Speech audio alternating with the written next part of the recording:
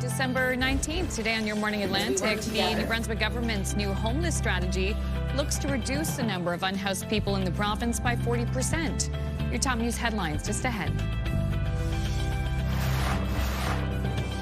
And going for gold, we'll talk to snowboard cross athlete Liam Moffat as he gets ready to represent the country at the Winter Games in Italy, coming right up. Plus social media and court proceedings. In our latest Legal Insider segment, we'll look at how what you say on social media could make a difference in court. All that and so much more just ahead on the Friday edition of Your Morning Atlantic.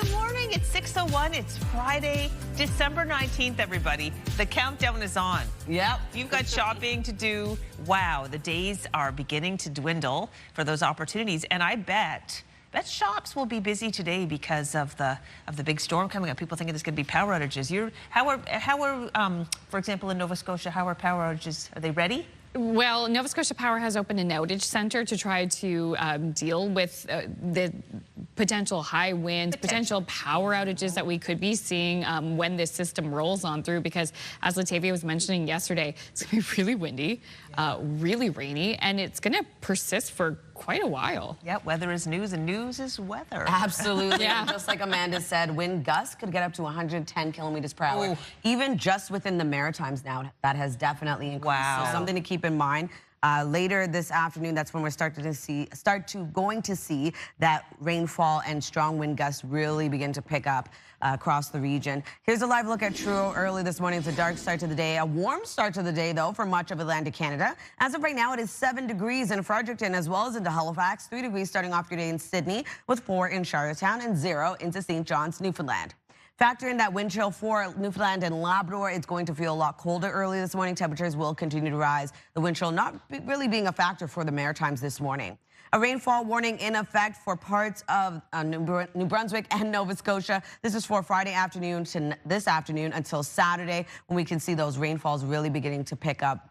In terms of the wind warning for parts of all 3 maritime provinces for this afternoon until Saturday as well, we do have a wind warning in effect across Newfoundland. Also, a rainfall warning just became in effect. I'll have those details coming up a little bit later on. A special weather statement remains in effect as well for tonight until Saturday. We're looking at that strong wind and also strong and significant rainfall, rather. Here's a look at our special weather statement for parts of Labrador. This is for tonight until Saturday night. Here's a look at that upcoming system headed our way. So pretty cloudy start to the day early this morning. We will be seeing increasing cloudiness before that winter storm makes its way over, bringing strong winds our way and significant rainfall moving from west to east across the maritime region to Newfoundland and Labrador. Here's a look at the current wind as of right now out of the south this morning. 33 kilometers per hour in Grand Etang, with 30 in Sydney and St. John, New Brunswick, 28 into Charlottetown, 24 in Halifax. Wind gusts as of right now getting up to 48 kilometers per hour in Sydney, 46 in Grand Etang, 56 in Edmundston. We'll take a look at your long-range forecast just ahead, but first a look at your local news with Amanda. Thank you, Latavia. Emergency power crews in Nova Scotia will gather this afternoon ahead of strong winds in the forecast. Nova Scotia Power says it will activate its Emergency Operations Centre to coordinate planning for any power outages and response. The utility says winds are expected to reach 100 kilometers per hour in many areas, possibly knocking down trees and branches and causing power outages. Latavia will have more details on what we can expect in her full look at the forecast after our next break. Now to another major lobster facility in our region that's been destroyed by a fire. The live lobster storage facility in Stonehaven, New Brunswick was largely leveled by the blaze, which reportedly broke out sometime around 3:30 p.m. Thursday. Fortunately, there was no one in the building at the time. The chief of the new Bandon Salmon Beach Fire Department tells CTV News the building was a total loss, adding it's a huge blow to the community, which is about 20 minutes from Bathurst on Highway 11. No word on a potential cause, but RCMP say the fire marshal is expected back on scene this morning. The website for the Stonehaven Lobster Co. notes the family-run business has been operating for 4 generations with buyers in Europe, Asia, and all over North America. And as food prices continue to climb, the cost of lobster is going down.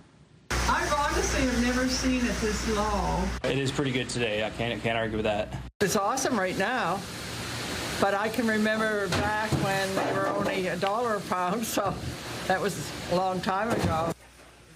With the shore price sitting around $8.50 a pound, resale at this Eastern Passage store hovers around $11. The landing price of lobster is based on the market. Competition in two areas, on the wharf and in the protein market, is what controls how much buyers will pay for the catch.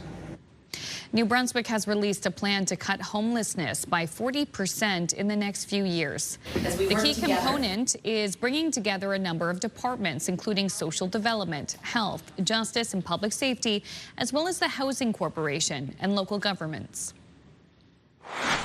It's a complex conversation, and it couldn't just be held in one department. Bringing all those folks to one table really expedites decision making. So this is historic in that we're bringing those conversations to one space for decision making. What that says to me is that the province recognizes this is a complex problem, and it's not one thing, like Minister Miles said. It's not just one lane. It's all of these lanes that are impacted, and all of these lanes need to help. There's no new money attached to the plan. Several frontline services say they're still going through the details. Nova Scotia is now projecting a budget deficit of $1.3 billion.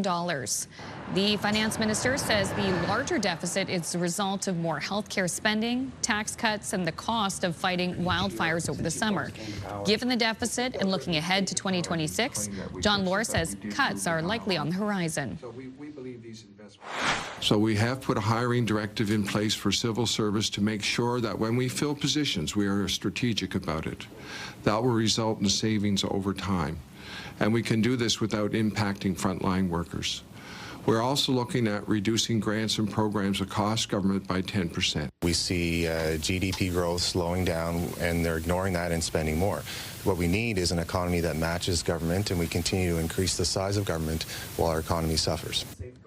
While there were no concrete answers on how the government plans to cut the deficit, Minister Lohr confirmed no tax hikes are planned.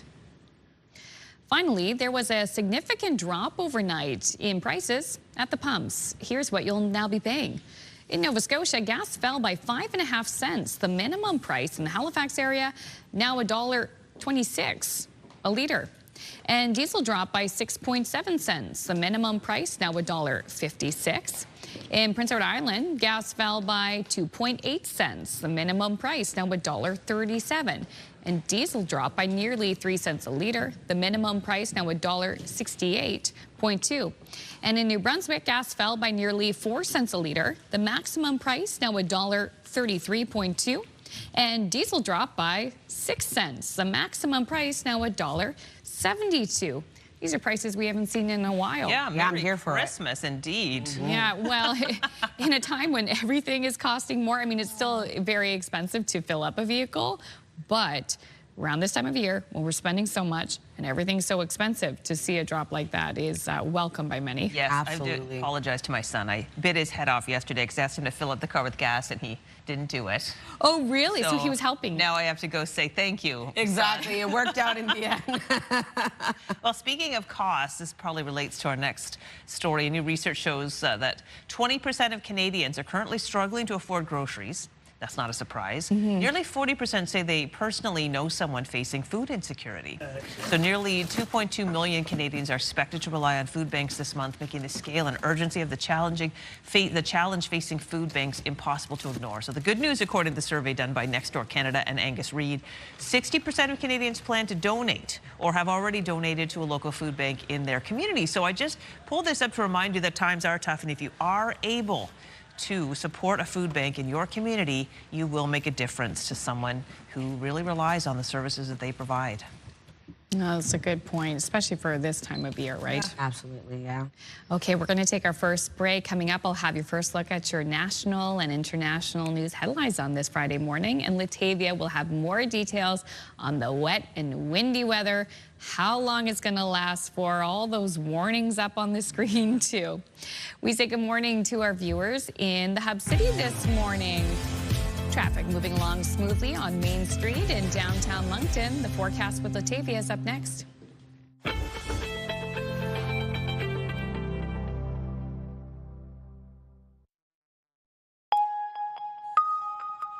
Welcome back. Midnight tonight is the deadline for the U.S. Department of Justice to release the Epstein files. House Democrats have revealed new photos from the convicted sex offender's estate. CTV's Joy Malbin has more. A new batch of photos seem to focus on Jeffrey Epstein's sexual interests. He's seen with a marker surrounded by 3 women. Written on a woman's foot and other body parts are quotes from the novel Lolita about a man's sexual obsession with a 12-year-old girl. Another appears to show a text exchange discussing recruiting girls from Russia, asking for $1,000 per girl and saying someone will be good for Jay, along with heavily redacted foreign female passports. Thousands of pictures have been released from the Epstein estate without any context, timing, or location. Pictures of former President Bill Clinton, director Woody Allen, and in this new batch, philosopher Noam Chomsky on Epstein's plane, and Bill Gates with a woman in a hotel lobby. White House Chief of Staff Susie Wiles told Vanity Fair President Donald Trump is in the Epstein files, but not doing anything awful. Democrats say the photos keep the pressure on the Trump administration, facing a deadline tomorrow to make all the files public. If we look at past behavior, I'm not sure that's going to happen. We may get a partial release. We may get highly redacted information that doesn't tell us much. For the Epstein survivors who fought for the truth to come out, some don't trust the government. There hasn't been any effort to reach out to survivors and let them know what's coming. Just yet another level of negligence. By law, the Justice Department must release the files by midnight Friday, including documents in the criminal case against Epstein's accomplice, Ghislaine Maxwell, who's trying to overturn her conviction. CTV's Joy Malbin reporting in Washington. A former NASCAR legend is among 7 people killed in a private plane crash in North Carolina. The Cessna burst into flames skidding along the runway at a small airport north of Charlotte. The jet had just taken off from that same airport, but turned around and attempted to land. The plane is owned by former NASCAR driver and avid pilot Greg Biffle. His family confirmed that Biffle, his wife, and 2 children were on board and among those who lost their lives. Hundreds of surfers and swimmers returned to the waters off Bondi Beach in Australia and created a powerful scene. The swimmers formed a massive formation called a paddler's circle to pay tribute to the 15 people killed in Sunday's mass shooting targeting a Hanukkah celebration. Australia's Prime Minister has declared a day of reflection for this Sunday. Back in Canada, the Prime Minister has publicly drawn a line in the sand over a key U.S. demand in the trade talks with Washington. CTV News has learned that Trade Minister and Beauséjour MP Dominic LeBlanc will be heading for discussions in mid-January. CTV's Abigail Beeman has more. Thank you. Thank you so much, everyone.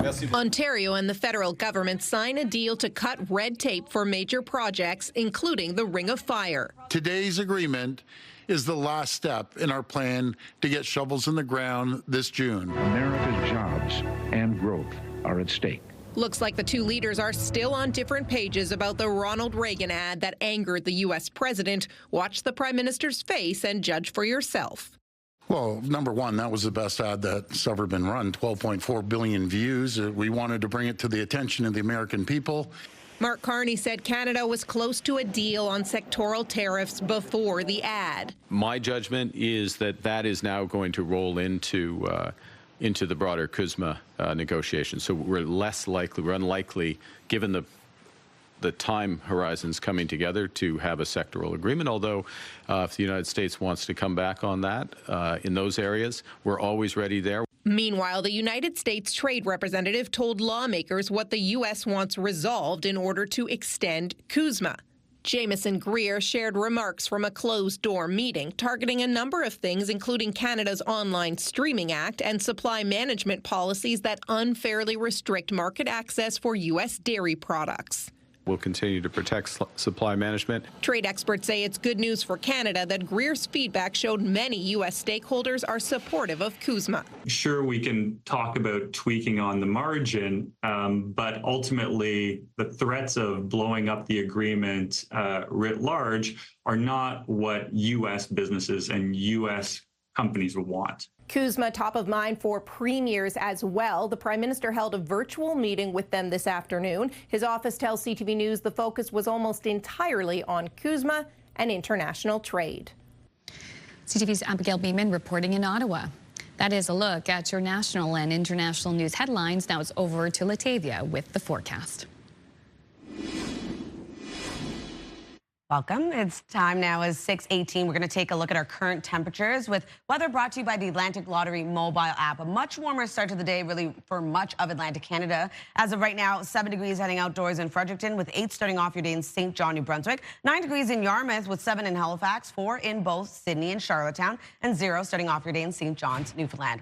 We do have a rainfall warning in effect for parts of New Brunswick and Nova Scotia. This is for this afternoon until Saturday. We could see around 25 to 40 millimeters of precipitation. A wind warning also in effect for parts of all 3 maritime provinces for this afternoon until Saturday. Looking at wind gusts ranging from 70 to 110 kilometers per hour. A wind warning also in effect across Newfoundland for tonight until Saturday morning. We're looking at wind gusts ranging from 80 to 110 kilometers per hour. We do have a rainfall warning in effect for parts of Newfoundland tonight until Saturday. Rainfall could range from 10 to 40 millimeters. A special weather statement also in effect for much of Newfoundland. This is for tonight until Saturday. We could see rain between 25 to 45 millimeters and wind gusts getting up to 110. For Labrador, looking at a special weather statement in effect as well for tonight until Saturday night. Could see snow at around 5 to 15 centimeters of accumulation, rainfall 25 to 35 millimeters, and wind gusts between 60 to 100 kilometers per hour. So here's a look at that system we're currently watching. We are starting off the day with a bit of sunshine for parts of Atlantic Canada, as well as a bit of cloud coverage for much of New Brunswick. Increasing cloudiness is expected. We will be seeing that active weather start to make its way over to the maritime region. Early this morning, though, we are seeing some snow across Labrador. And then as we enter into the afternoon, that's when we start to see that rain start to move in of the maritime region. Going to be quite heavy rain for parts of the region, as well as some gusty winds accompanying this storm. So keep that in mind when you are heading out as well. We could see some potential power outages, as well as make sure to secure easily damaged Christmas decor outdoors. And keep in mind those strong wind gusts will remain throughout today into the evening. Seeing a bit of mixed precipitation move into parts of New Brunswick into early Saturday morning. We are going to see that wintry mix continue into the weekend forecast. If you're wondering about rainfall totals, it's going to range quite a bit. We are going to see around 5 to 20 millimeters of precipitation for parts of New Brunswick, the heaviest being 40 to 50 for St. John, New Brunswick, so around the Fundy coastline. 5 to 20 millimeters of precipitation for Prince Edward Island, and then seeing the heaviest being 30 to 40 millimeters for parts of mainland Nova Scotia and eastern Nova Scotia. For Newfoundland and Labrador, a little bit lighter, but still going to pick up. Around 2 to 20 millimeters expected for both Newfoundland and Labrador. In terms of your snowfall outlook, going to see light amounts indicated for parts of northern New Brunswick and looking at around 1 to 30 centimeters of snow accumulation across Labrador. Here's a look at your forecast for today. We are going to see rain move in a little bit later on this morning. Transitions over to rain and or snow into the evening. Daytime highs will range from 10 to 14 degrees and wind gusts of up to 70 kilometers per hour by this afternoon.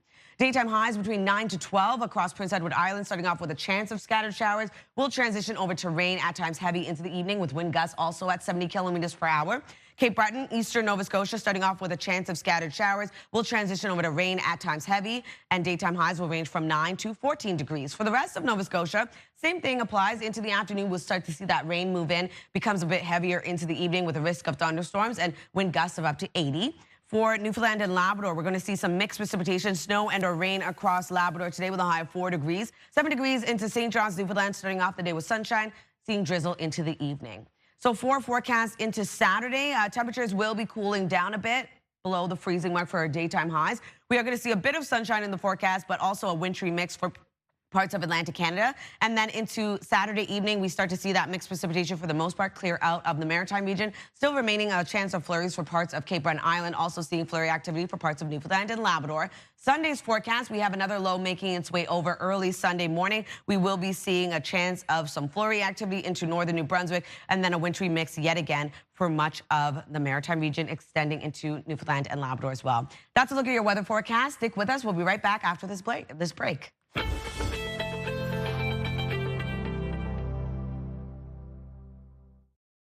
Move Mornings with Aaron and Peter. Weekday mornings on Move 100. The most fun in the morning. And home of the $1,000 minute. Only on Move 100 Halifax.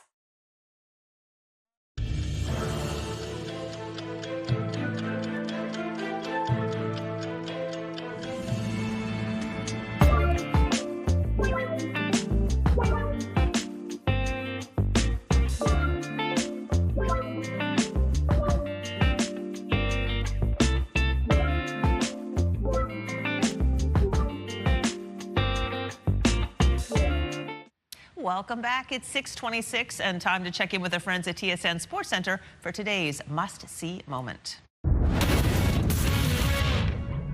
Hello there, Kara Wagland inside the Sports Center newsroom with your must-see moment from Thursday. And for it, we head to Buffalo, where the Sabres were hosting the Flyers. Rasmus Dahlin cutting towards the net. Drops it between the legs of Tage Thompson, who waits and then scores. Dahlin with a beautiful pass to find the wide open man. Thompson going to do the rest. He's now scored in 5 straight games, and Buffalo winning their 4th in a row. Big night in Buffalo. It is your must-see moment from Thursday. And coming up tonight on TSN, we got some college football playoffs for you. First round, Bama taking on Oklahoma. Kickoff for that one is set at 8 p.m. Eastern. That's all for now from Sports Center. Have a great day.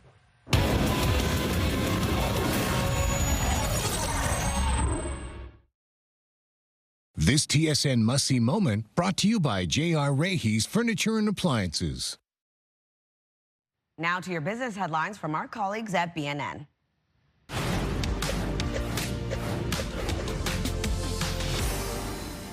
Inflation in the U.S. cooled last month, the annual rate coming in at 2.7%. Economists had expected it to be 3.1%. October inflation data wasn't released during the government shutdown, making it hard to determine if inflation in the U.S. is trending down. Still, investors like the news, sending the markets higher today. Here are the closing numbers for the day. The Canadian dollar ended the day up at 72.60. West Texas Intermediate up to 56.07. Western Canadian Select up as well to 42.66. And the TSX moved up 190 points to end the day at 31,440. Those are your business headlines. I'm Marella Fernandez.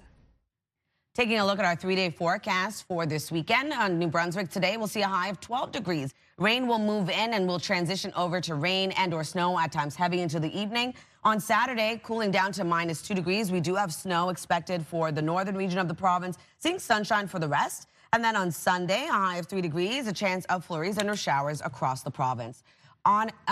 In Nova Scotia, 12 degrees for today. We are going to see rain transition over to rain at times heavy into the evening. On Saturday, a high of -1. Showers and or flurries expected for much of the province. We'll be seeing some sunshine into the afternoon. And then on Sunday, a high of 5 degrees, scattered showers, transitions over to a wintry mix into the evening. For Prince Edward Island, looking at a high of 13 degrees today. Scattered showers, transitions over to rain into the evening. On Saturday, cooling down to -2. Showers and or flurries across the province and into Sunday as well.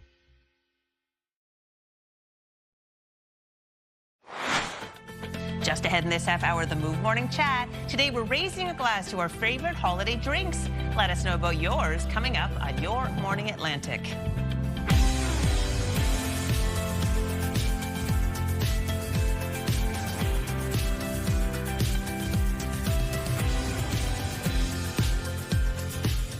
Out there's a viewer going, you know what, that does remind me, I need to add that to the list, the growing list of things I need for Christmas. Well, right, okay, what am I going to make for drinks? What am I going to have on hand? I just want to make a list during the break. Oh, really? This morning. I want to get there before the thing gets too wild. AKA the wind and the rain this afternoon. In fact, we know at least one elementary school in Nova Scotia that's going to be closed today because of forecast high winds. Big Tancook Elementary. Not Little Tancook, Big Tancook Elementary. I was like, oh, interesting name. Yeah, there's Little Tancook Island, Big Tancook Island. Well, that's news you can use. Yeah. Oh, yeah. Hey. In the meantime, whether it is center stage day, it is the big story. Absolutely, and we are going to see precipitation start first in parts of New Brunswick, make its way over for the most part into the afternoon. So early afternoon is when we're expecting this precipitation to hit, wind gusts to pick up. So something to keep in mind as well when you are heading out.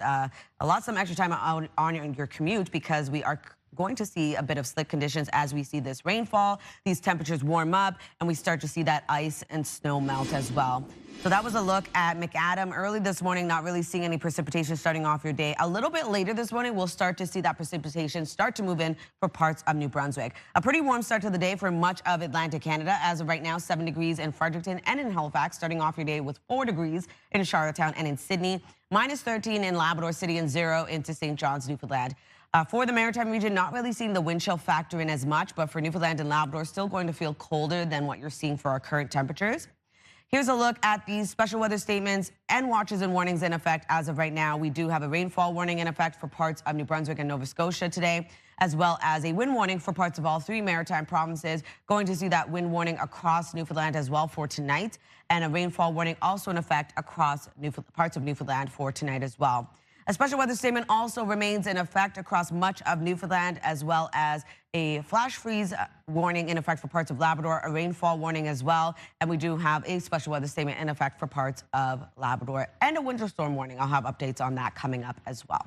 In terms of the satellite and radar, a cloudier start to the day for parts of Atlantic Canada. Still going to see sunshine early this morning as sun begins to rise for parts of the region. And then we do have that mixed precipitation moving in across Labrador starting off this morning. And then into the afternoon, we start to see this system make its way over, bringing significant rainfall and strong wind gusts our way. In terms of the current wind, as of right now, starting off quite light. As of right now, it is 30 kilometers per hour in Moncton and Lunenburg, 31 in Charlottetown and Grand Etang, 28 in Sydney. Wind gusts of up to 56 kilometers per hour in Edmonton as well as into Sydney, 48 in Grand Etang with 35 in Halifax, 39 in Lunenburg. We'll take another look at your long-range forecast as we inch towards the weekend coming up. But first, a look at your local news with Amanda. Thank you, Latavia. An emergency power crews in Nova Scotia will gather this afternoon ahead of strong winds in the forecast. Nova Scotia Power says it will activate its Emergency Operations Centre to coordinate planning for any power outages and response. The utility says winds are expected to reach 100 kilometers per hour in many areas, possibly knocking down trees and branches and causing power outages.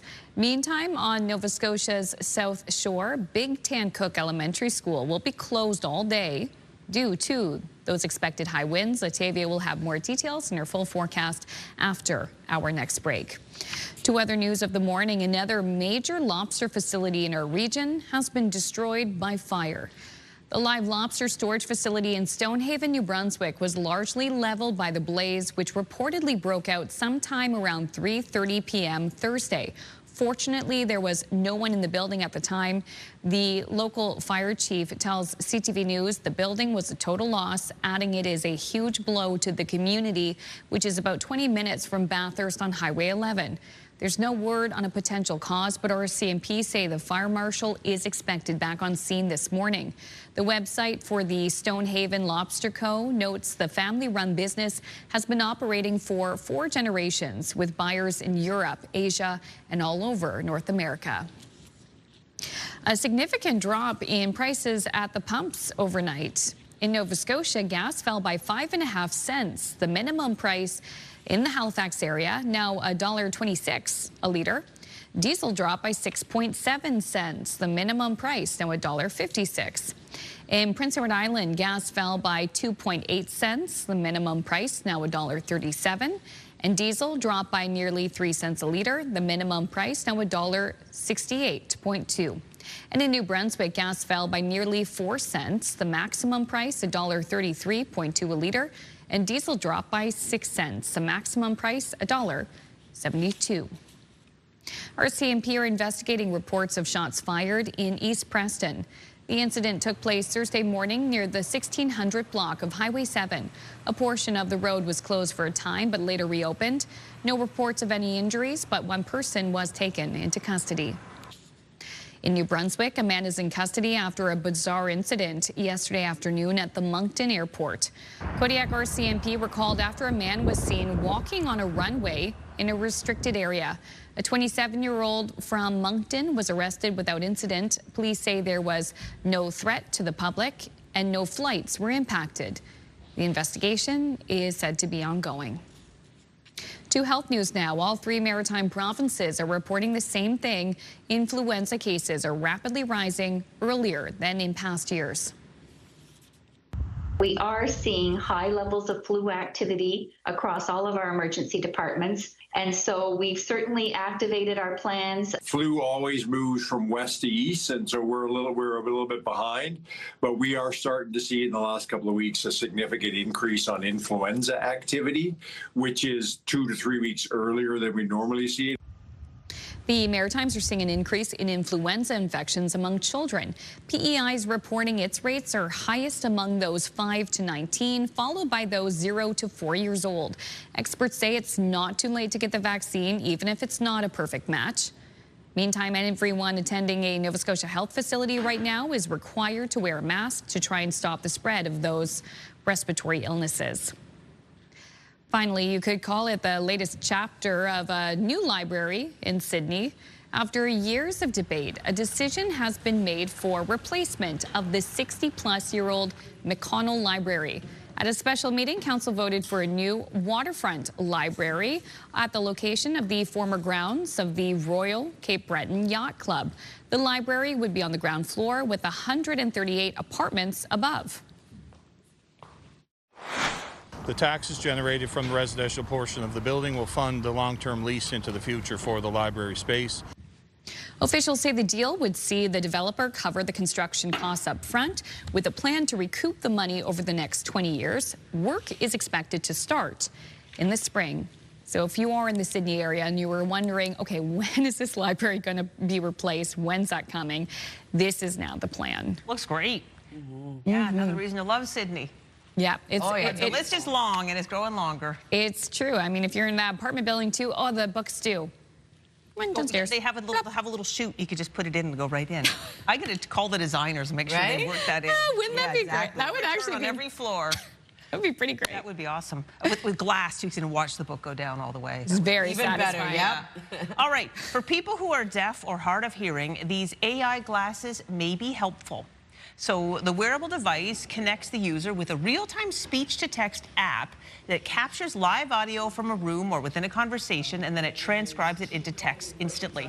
The AI glasses are especially popular with users who find their hearing aids aren't always what they need. They're not always strong enough, if you will. So the smart glasses are called X-ray glasses, X-R-A-I, and the latest version is capable of real-time translation in 300 languages. Now, retails for about $1,300 Canadian. Wow.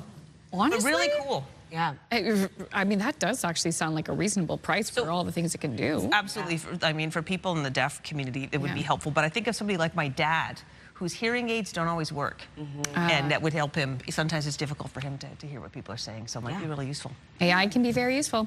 Still ahead, we're going to have your entertainment headlines on this Friday morning. But first, it's the Move Morning Chat. And today we want to know, what's your favorite holiday cocktail or mocktail? Please stay with us. That conversation's coming right up at 6:41.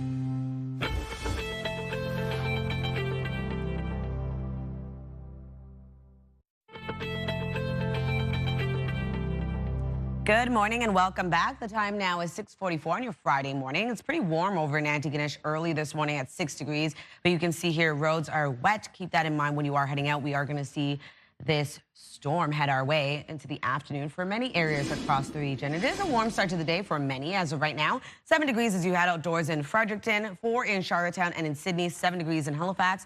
Colder over in Labrador City at -13, and 0 starting off your day in St. John's, Newfoundland. We have a lot of watches and warnings in effect as of right now. A rainfall warning in effect for this afternoon until Saturday for southern New Brunswick. Parts of central and northern Nova Scotia could see up to 40 millimeters of precipitation. A rainfall warning in effect for parts of Newfoundland, up to 40 millimeters expected tonight.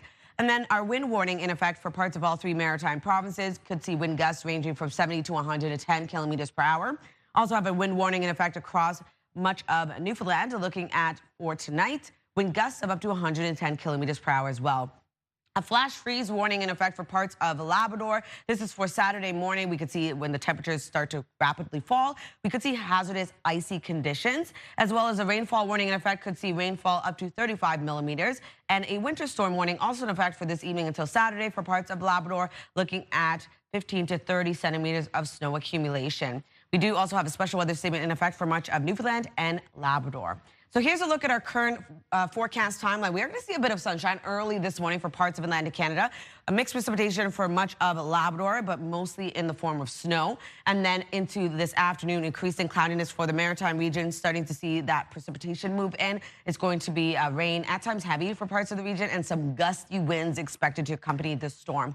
Keep that in mind when you are heading out. Because of the really warm temperatures we're seeing, we could see snow and ice beginning to melt, and we could see that runoff. So also keep that in mind for slick road conditions. And this takes us into the evening, seeing this storm spread right across Atlantic Canada, taking us into early Saturday morning, still going to be dealing with a bit of mixed precipitation. If you are wondering about our rainfall totals, it's going to range quite a bit. We are going to see around 5 to 50 millimeters across New Brunswick, the heaviest being into St. John, New Brunswick, off the Fundy coastline, and looking at around 5 to 20 millimeters of precipitation across Prince Edward Island, and the heaviest being 30 to 40 millimeters for Halifax.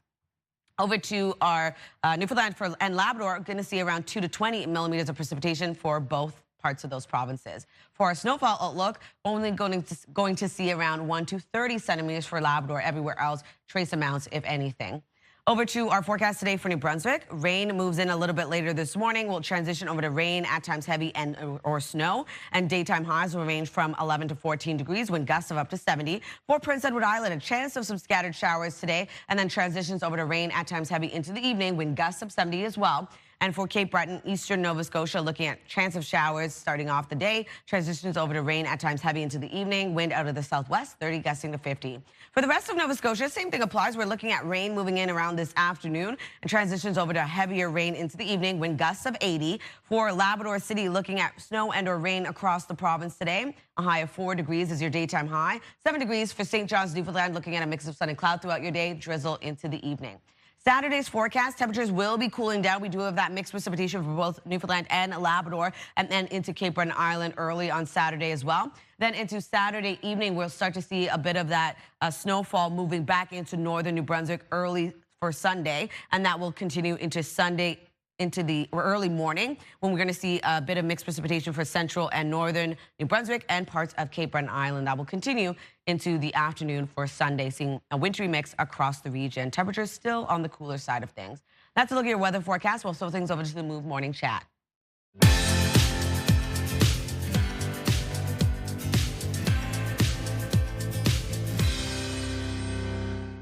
We are back with another Move Morning Chat. This morning, we're talking about your favorite holiday cocktail or mocktail. Erin, tell us why we're talking about this today. Well, later on this morning, we are having our annual Newfoundland Slush Day here on Move 100. Yum. We've had this tradition here for a few days where I make some sort of Newfoundland slush recipe. We bring it in. We have a little taste test on the air.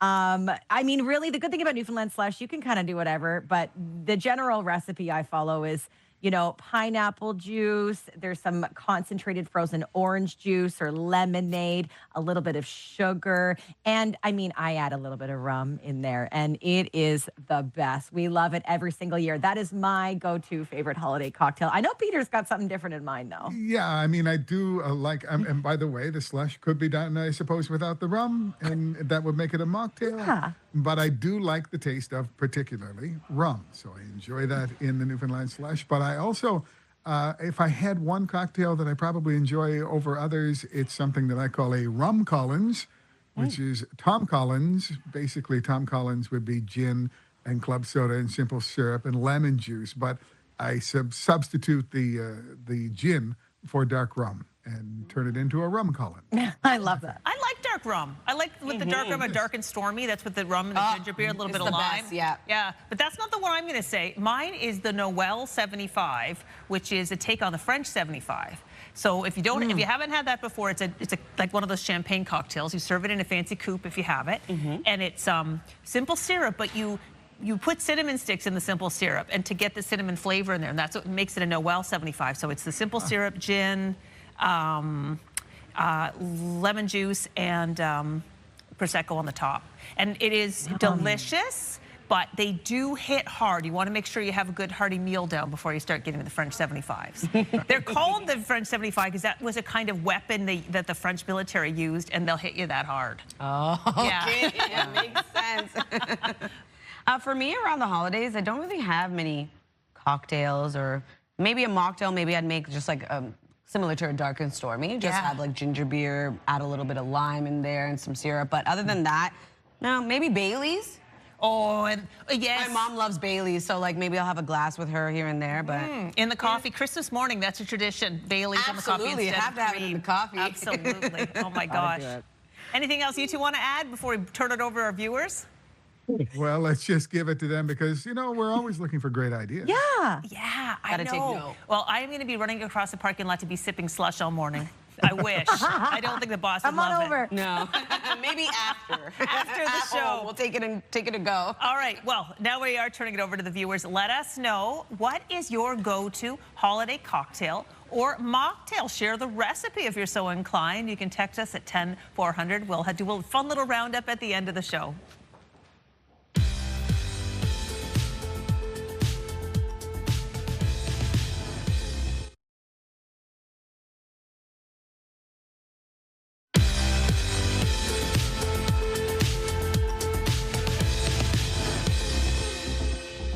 All right, it's time now to head over to Hollywood. We'll take a look at your entertainment headlines. The strength of the ancestors is here. If you go to see Avatar Fire and Ash in IMAX this weekend, you'll get a bonus. A prologue for Christopher Nolan's new movie, The Odyssey, will screen before the sequel. The Odyssey, based on Homer's epic poem, stars Matt Damon, Tom Holland, Anne Hathaway, and Robert Pattinson. It's set to hit theaters July 17th. Disney is the parent company of ABC News. I got a bad feeling about this. But Harrison Ford probably has a good feeling about the fact that he'll be receiving a Lifetime Achievement Trophy next year at the Actors Awards, formerly known as the SAG Awards. The Actor Awards stream on Netflix March 1st. For Barack Obama, 2025 was one battle after another. That Leonardo DiCaprio film made the former president's list of his favorite movies of 2025, along with Jay Kelly and Sinners. His favorite music included songs by Lady Gaga and Bruce Springsteen, while one of his favorite books was, big surprise, his wife Michelle's The Look. And Flashdance star Jennifer Beals is 62 today. And that's what's happening in Hollywood. Melissa Adon, ABC News, Los Angeles.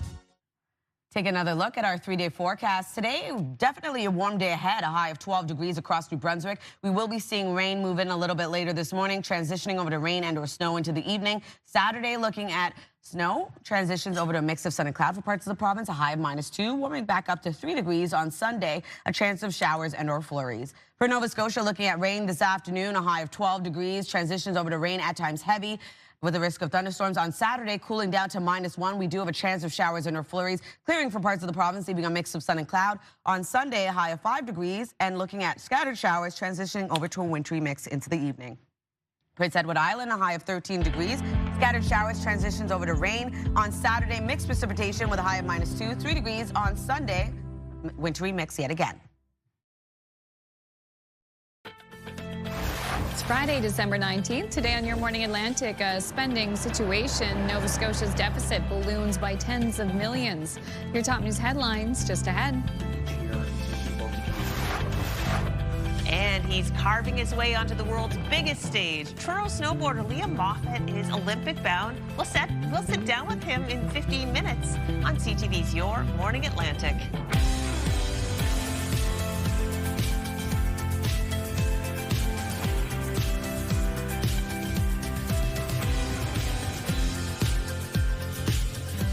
Good morning, Atlantic Canada. Thank you so much for joining us. Friday, December 19th. Santa's coming to town soon before you know it. And if you're like me, you have lots to do, and we have this storm headed our way. Oh, boy. You played yourself. I played myself.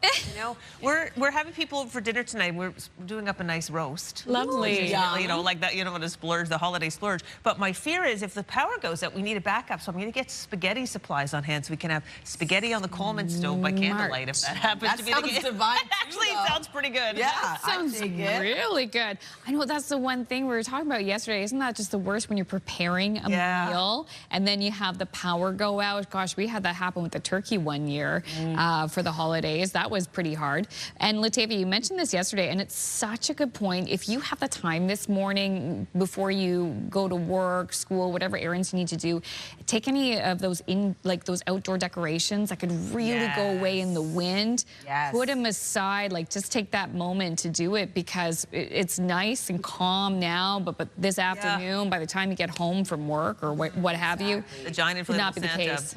And the good news is you still have much time to put them back up before Christmas. So, yeah, it's a good thing to do so, or secure them, whatever you need to do. And like you said, prepare for those power outages too. That's obviously a possibility. We get those strong winds here quite often. Here's a look at our live eye in Fredericton. It is quite dark early this morning. You're going to see pretty cloudy skies early this morning. It is warm, though, 7 degrees as you head outdoors this morning. So we are seeing those warmer temperatures really begin to flood in. It's going to be the warmest daytime highs we've had in quite a bit. As of right now, 4 degrees heading outdoors in Charlottetown and in Sydney, 7 in Halifax, -14 over in Happy Valley, Goose Bay, actually 3 degrees rather in Corner Brook, and 0 into St. John's, Newfoundland.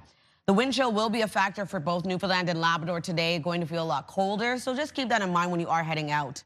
In terms of our watches and warnings, we do have a rainfall warning in effect for parts of New Brunswick and Nova Scotia, as well as parts of Newfoundland seeing a rainfall warning in effect. We do have a wind warning in effect for parts of all 3 maritime provinces, extending across Newfoundland and parts of Labrador today. A flash freeze warning in effect with a rainfall warning as well for parts of Labrador, a winter storm warning in effect, and a special weather statements in effect across much of Newfoundland and parts of Labrador as well. Here's a look at our satellite and radar. A bit of sunshine early this morning for parts of the region. Labrador starting off with snow, a chance of showers too for parts of the province, and then seeing rain move in, starting off with parts of New Brunswick later this morning, spreading from west to east right across Atlantic Canada today. In terms of the wind, starting off quite light out of the south and southwest this morning. As of right now, 31 kilometers per hour for sustained wind in Charlottetown and Grand Etang, 30 into Grand Manan and Lunenburg, and 28 into Sydney. Wind gusts of up to 56 kilometers per hour right now in Sydney, 48 in both Grand Etang and Edmundston, and looking at 46 in St. John, New Brunswick, and 43 in Yarmouth. We'll take another look at your weekend forecast coming up, but first a look at your local news with Amanda. Thanks, Latavia. An emergency power crews in Nova Scotia will gather this afternoon ahead of strong winds in the forecast. Nova Scotia Power says it will activate its Emergency Operations Centre to coordinate planning for any power outages and response. The utility says what Latavia has been predicting as well, winds are expected to reach 100 kilometers per hour in many areas, possibly knocking down trees and branches and causing power outages. Meantime, along Nova Scotia's South Shore, Big Tancook Elementary School will be closed today because of those high winds. To other news of the morning, another major lobster facility in our region has been destroyed by fire. The live lobster storage facility in Stonehaven, New Brunswick was largely leveled by the fire, which reportedly broke out sometime around 3:30 p.m. Thursday. Fortunately, no one was in the building at the time. The local fire chief tells CTV News the building was a total loss, adding it's a huge blow to the community, which is about 20 minutes from Bathurst on Highway 11. There's no word on how the fire started, but our CMPs say the fire marshal is expected back on scene this morning. The website for the Stonehaven Lobster Co. notes the family-run business has been operating for 4 generations with buyers in Europe, Asia, and all over North America. Now to a welcome drop in prices at the pumps around here. In Nova Scotia, gas fell overnight by 5.5 cents. The minimum price in the Halifax area now $1.26 a litre. Diesel dropped by 6.7 cents. The minimum price now $1.56. In PEI, gas fell by 2.8 cents. The minimum price now $1.37. And diesel dropped by nearly 3 cents a litre. The minimum price now $1.68.2. In New Brunswick, gas fell by nearly 4 cents a litre. The maximum price now $1.33.2, and diesel dropped by 6 cents. The maximum price now $1.72 a litre. New Brunswick has released a plan to cut homelessness by 40% in the next few years. As we work together. The key component is bringing together a number of departments, including social development, health, justice, and public safety, as well as the Housing Corporation and local governments. It's a complex conversation, and it couldn't just be held in one department. Bringing all those folks to one table really expedites decision making. So this is historic in that we're bringing those conversations to one space for decision making. What that says to me is that the province recognizes this is a complex problem, and it's not one thing, like Minister Miles said. It's not just one lane. It's all of these lanes that are impacted, and all of these lanes need to help. There's no new money attached to the plan. Several frontline services say they're still going through the details. Nova Scotia is now projecting a budget deficit of $1.3 billion. The finance minister says the larger deficit is the result of more healthcare spending, tax cuts, and the cost of fighting wildfires over the summer. Given the deficit and looking ahead to 2026, John Lohr says cuts are likely on the horizon. So we have put a hiring directive in place for civil service to make sure that when we fill positions, we are strategic about it. That will result in savings over time. And we can do this without impacting frontline workers. We're also looking at reducing grants and programs across government by 10%. We see GDP growth slowing down, and they're ignoring that and spending more. What we need is an economy that matches government, and we continue to increase the size of government while our economy suffers. While there were no concrete answers on how the government plans to cut the deficit, Minister Lohr confirmed no tax hikes are planned. Finally, a new take on the Muppet Show is in the works.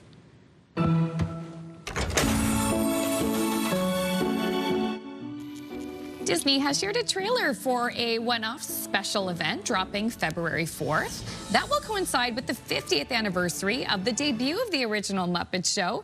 Kermit, Miss Piggy, and many more iconic Jim Henson characters will be joined by guest star Sabrina Carpenter. Woo. She's everywhere now. And also Seth Rogen is one of the executive producers, and reports suggest the special could be the launching point for a new series. Cool. Oh gosh, Muppet Show. That was a great show. Oh yeah, iconic. Oh my gosh, wow. Funny too.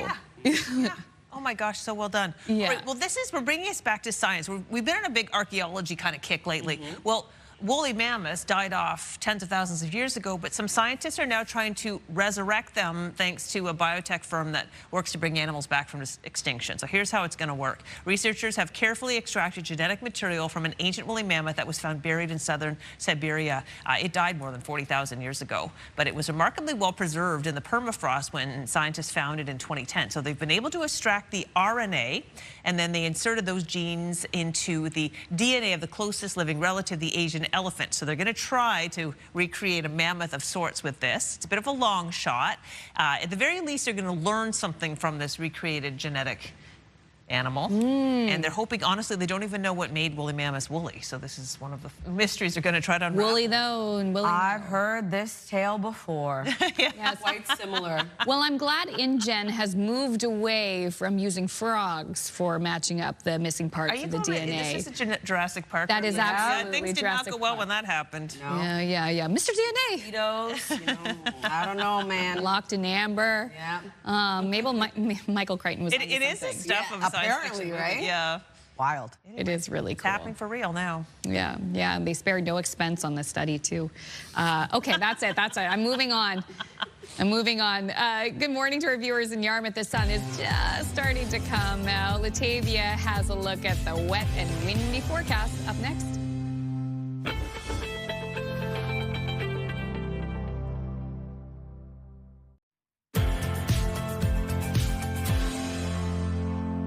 Good morning. The time now is 7:13. Happy Friday. We are looking at Brookville early this morning. It's a warmer start to the day with 4 degrees. We are expecting a chance of some scattered showers moving into your area this afternoon. Weather is brought to you by the Atlantic Lottery mobile app. It's a much warmer day ahead. As of right now, 8 degrees as you head outdoors in Fredericton, 4 starting off your day in Charlottetown, 7 degrees over in Halifax, 5 in Sydney, and 1 into St. John's, Newfoundland. Heading over to the rainfall warnings in effect for this afternoon until Saturday for southern New Brunswick, parts of central and northern Nova Scotia. Looking at rainfall getting up to 40 millimeters expected.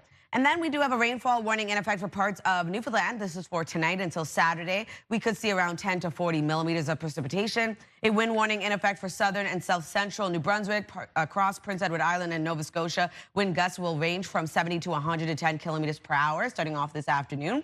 And a wind warning across southwestern and western Newfoundland. Wind gusts of up to 110 kilometers per hour expected. We do have a flash freeze warning in effect for parts of Labrador for Saturday morning. A rainfall warning also in effect for this afternoon until Saturday. Could see up to 35 millimeters of precipitation. A winter storm warning also in effect for this evening until Saturday. Could see snowfall between 15 to 30 centimeters, freezing rain, and wind gusts of up to 130 kilometers per hour. A special weather statement in effect for much of Newfoundland and parts of Labrador. Here's a look at our forecast timeline. We will be seeing a bit of sunshine for parts of Atlantic Canada early this morning. Mostly cloudy skies for New Brunswick, and then increasing cloudiness before this wet weather heads our way. We are starting off the day for Labrador, seeing snow and or rain for parts of the province, and then into the afternoon, we start to see this precipitation move into the maritime region. Rain at times heavy, strong wind gusts accompanying this storm, so keep that in mind when you are heading out. Allot some extra time out on your commute and heading home as well. We will be seeing pretty warm daytime highs today, which means snow and ice will start to melt. That could throw us off a little bit, and slick conditions on the road, as well as visibility could be an issue on your commute as well. And then into early Saturday morning, we'll start to see some mixed precipitation for parts of the maritime region. So in terms of our rainfall outlook, we could see around 5 to 20 millimeters for much of New Brunswick, the heaviest being around 30 to 40 for St. Stephen and St. John, New Brunswick. 5 to 20 across Prince Edward Island, and the heaviest being for Nova Scotia at around 30 to 40 millimeters of precipitation for Sheet Harbour and Halifax. And then for Newfoundland and Labrador, looking at around 2 to 20 millimeters of precipitation. In terms of your snowfall outlook, seeing around 1 to 30 centimeters across parts of Labrador. For our forecast today for New Brunswick, seeing rain move in a little bit later this morning, transitions over to rain and or snow, at times heavy into the evening. Daytime highs will range from 10 to 14 degrees today, and wind gusts of 70 kilometers per hour. Highs between 10 to 12 degrees for Prince Edward Island, a chance of some scattered showers later today, and then transitions over to rain, at times heavy, with wind gusts of 70 kilometers per hour. Same thing goes for Cape Breton, eastern Nova Scotia. Scattered showers expected today. Rain at times heavy into the evening. Wind gusts of 50. For the rest of Nova Scotia, looking at rain transitioning over to heavier rain into the evening. Wind gusts of 80 kilometers per hour. And then for Labrador City, a high of 4 degrees, snow and or rain for this part of the province. A high of 7 degrees for St. John's, Newfoundland. Looking at sunshine throughout your day. Periods of drizzle into the evening. Temperatures for Saturday will cool down, and we will be seeing a wintry mix for parts of Atlantic Canada. And then into Sunday's forecast, we do have another low pressure system headed our way, bringing snow for northern New Brunswick, and then seeing a bit of a wintry mix, a chance of flurries and or showers for parts of the region. That's a look at your weather forecast. We'll throw things over to Amanda. Thank you so much, Latavia. Midnight tonight is the deadline for the U.S. Department of Justice to release the Epstein files. House Democrats have revealed new photos from the convicted sex offender's estate. CTV's Joy Malbin has more. A new batch of photos seem to focus on Jeffrey Epstein's sexual interests. He's seen with a marker surrounded by 3 women. Written on a woman's foot and other body parts are quotes from the novel Lolita about a man's sexual obsession with a 12-year-old girl. Another appears to show a text exchange discussing recruiting girls from Russia, asking for $1,000 per girl and saying someone will be good for Jay, along with heavily redacted foreign female passports. Thousands of pictures have been released from the Epstein estate without any context, timing, or location. Pictures of former President Bill Clinton, director Woody Allen, and in this new batch, philosopher Noam Chomsky on Epstein's plane, and Bill Gates with a woman in a hotel lobby. White House Chief of Staff Susie Wiles told Vanity Fair President Donald Trump is in the Epstein files, but not doing anything awful. Democrats say the photos keep the pressure on the Trump administration, facing a deadline tomorrow to make all the files public. If we look at past behavior, I'm not sure that's going to happen. We may get a partial release. We may get highly redacted information that doesn't tell us much. For the Epstein survivors who fought for the truth to come out, some don't trust the government. There hasn't been any effort to reach out to survivors and let them know what's coming. Just yet another level of negligence. By law, the Justice Department must release the files by midnight Friday, including documents in the criminal case against Epstein's accomplice, Ghislaine Maxwell, who's trying to overturn her conviction. CTV's Joy Malbin reporting in Washington. A former NASCAR legend is among 7 people killed in a private plane crash in North Carolina. The Cessna burst into flames, skidding along the runway at a small airport north of Charlotte. The jet had just taken off from that same airport, but turned around and attempted to land. The plane is owned by former NASCAR driver and avid pilot Greg Biffle. His family confirmed that Biffle, his wife, and 2 children were on board and among those who lost their lives. Hundreds of surfers and swimmers returned to the waters off Bondi Beach in Australia and created a powerful scene. The swimmers formed a massive formation called a paddler's circle to pay tribute to the 15 people killed in Sunday's mass shooting targeting a Hanukkah celebration. Australia's Prime Minister has declared a day of reflection for this Sunday. A quick break on CTV's Your Morning Atlantic. We'll be right back after this. Please stay with us.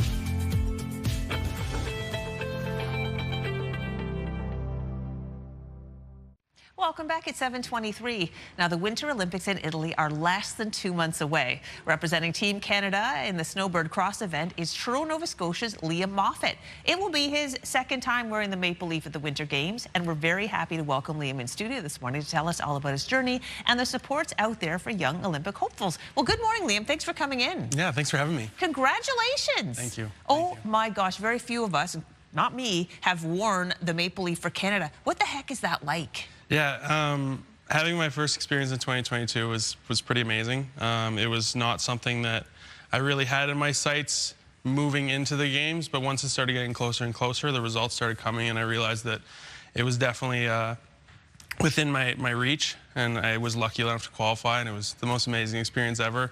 This year around, having a 4-year quad to prepare to qualify was a much different journey and a lot more work. Both mentally and physically, but putting myself in the best position to qualify for this games, especially with the last event last week in Italy, it's been really, really cool and a good position. So you will be representing Canada again coming up in Cortina, Italy? Yeah, so it's not announced yet, but I put myself in a really good position to I've done everything I need to do. Wonderful. Well, let's hope that you do get it. All right.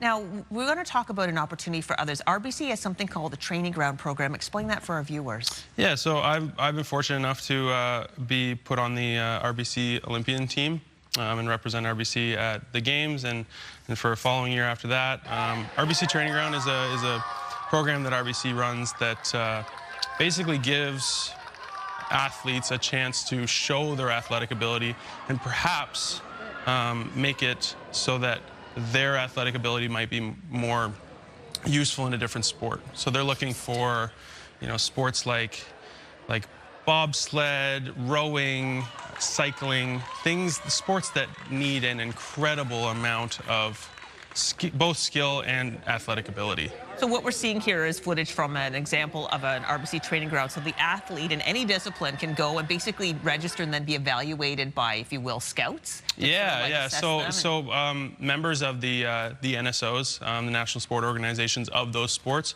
actually get to attend the RBC training ground and watch these athletes show their skills. So it's really cool.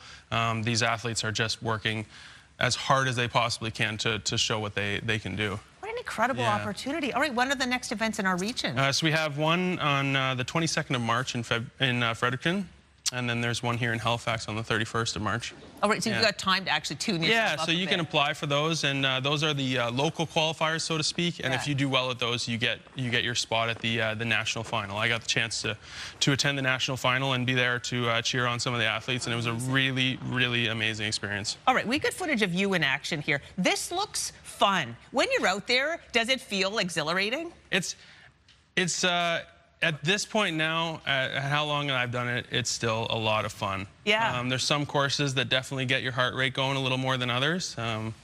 But yeah, it's never feels like work. That's oh for my sure. gosh. Well, yeah, it's hard work to get there. You're from Nova Scotia. Not a ton of snowboarders have been from a region, or people who do kind of like these snow events. And we only got like 30 seconds, but in a nutshell, how did you get from, you know, being just a young Truro lad to where you are? Yeah, I mean, Nova Scotia has a really great grassroots program. Snowboard Nova Scotia does a lot of good work. I grew up in Truro, but I skied at Ski Wentworth as much as I could. Yeah. Took every opportunity. My parents drove me up every time I could. So growing up there, you get a sense of, you know, how small you come from, but also a sense of gratitude when you go to those big mountains. You're like, wow, I came from Ski Wentworth, and you know, now I'm in the Alps in Italy racing snowboard cross at the World Cup. So well, thanks for coming in, and because you're here, we know about this opportunity, and if you can do it, you know what, other Nova Scotians can do it too. Of course. Yeah. Just give it a go. Thanks so much. Thank you. All right, we put all the information about the RBC training camp program on our website. There's still time for you or someone you know to get involved. It's 7:27. We'll take a break and be back with more of our show right after this.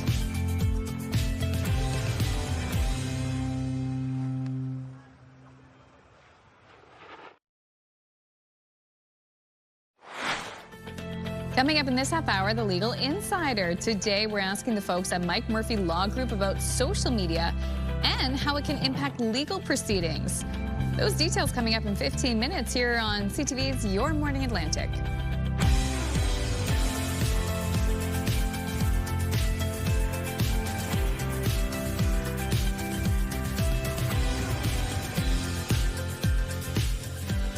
Come on in. It's 7:31 on this Friday, already December 19th. Busy times ahead if you're not ready for all the holiday stuff you need to do.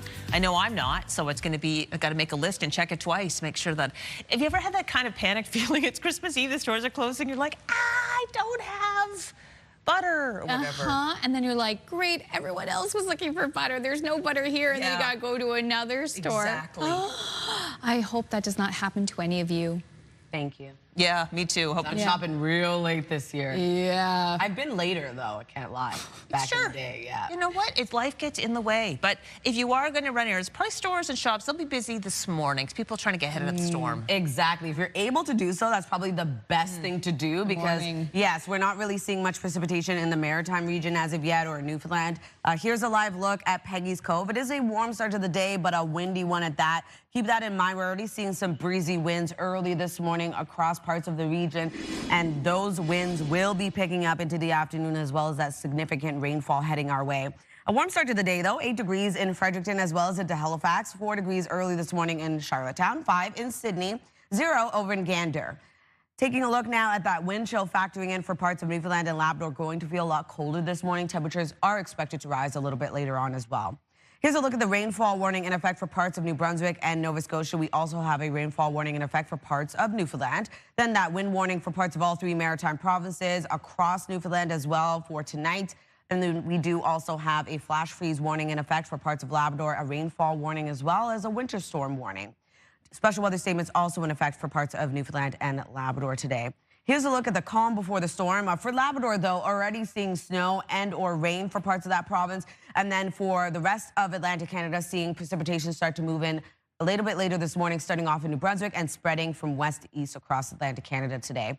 Here's a look at the current wind for the Maritime region. It's already starting to pick up, but much lighter than we're going to see into the afternoon. As of right now, 35 kilometers per hour for St. John, New Brunswick, 33 in Charlottetown with 30 in Grand Etang. Wind gusts of up to 54 kilometers per hour right now in Edmonton, 52 into Grand Etang, 41 in Sydney. We'll take a look at your long-range forecast just ahead, but first another look at your local news with Amanda. Thank you, Latavia. An emergency power crews in Nova Scotia, they're going to gather this afternoon ahead of strong winds in the forecast. Nova Scotia Power says it will activate its emergency operations center to coordinate planning for any power outages and response. Strong winds could possibly knock down trees and branches, causing power outages. Meantime, on the province's south shore, Big Tancook Elementary School will be closed for the day due to expected high winds. In New Brunswick, another major lobster facility in our region has been destroyed by a fire. The live lobster storage facility in Stonehaven was largely leveled by the fire, which reportedly broke out sometime around 3:30 yesterday afternoon. Fortunately, no one was in the building at the time. The local fire chief tells CTV News the building was destroyed, adding it's a huge blow to the community, which is about 20 minutes from Bathurst on Highway 11. There's no word on how the fire started, but RCMP say the fire marshal is expected back on scene this morning. The website for the Stonehaven Lobster Co. notes the family-run business has been operating for 4 generations with buyers in Europe, Asia, and all over North America.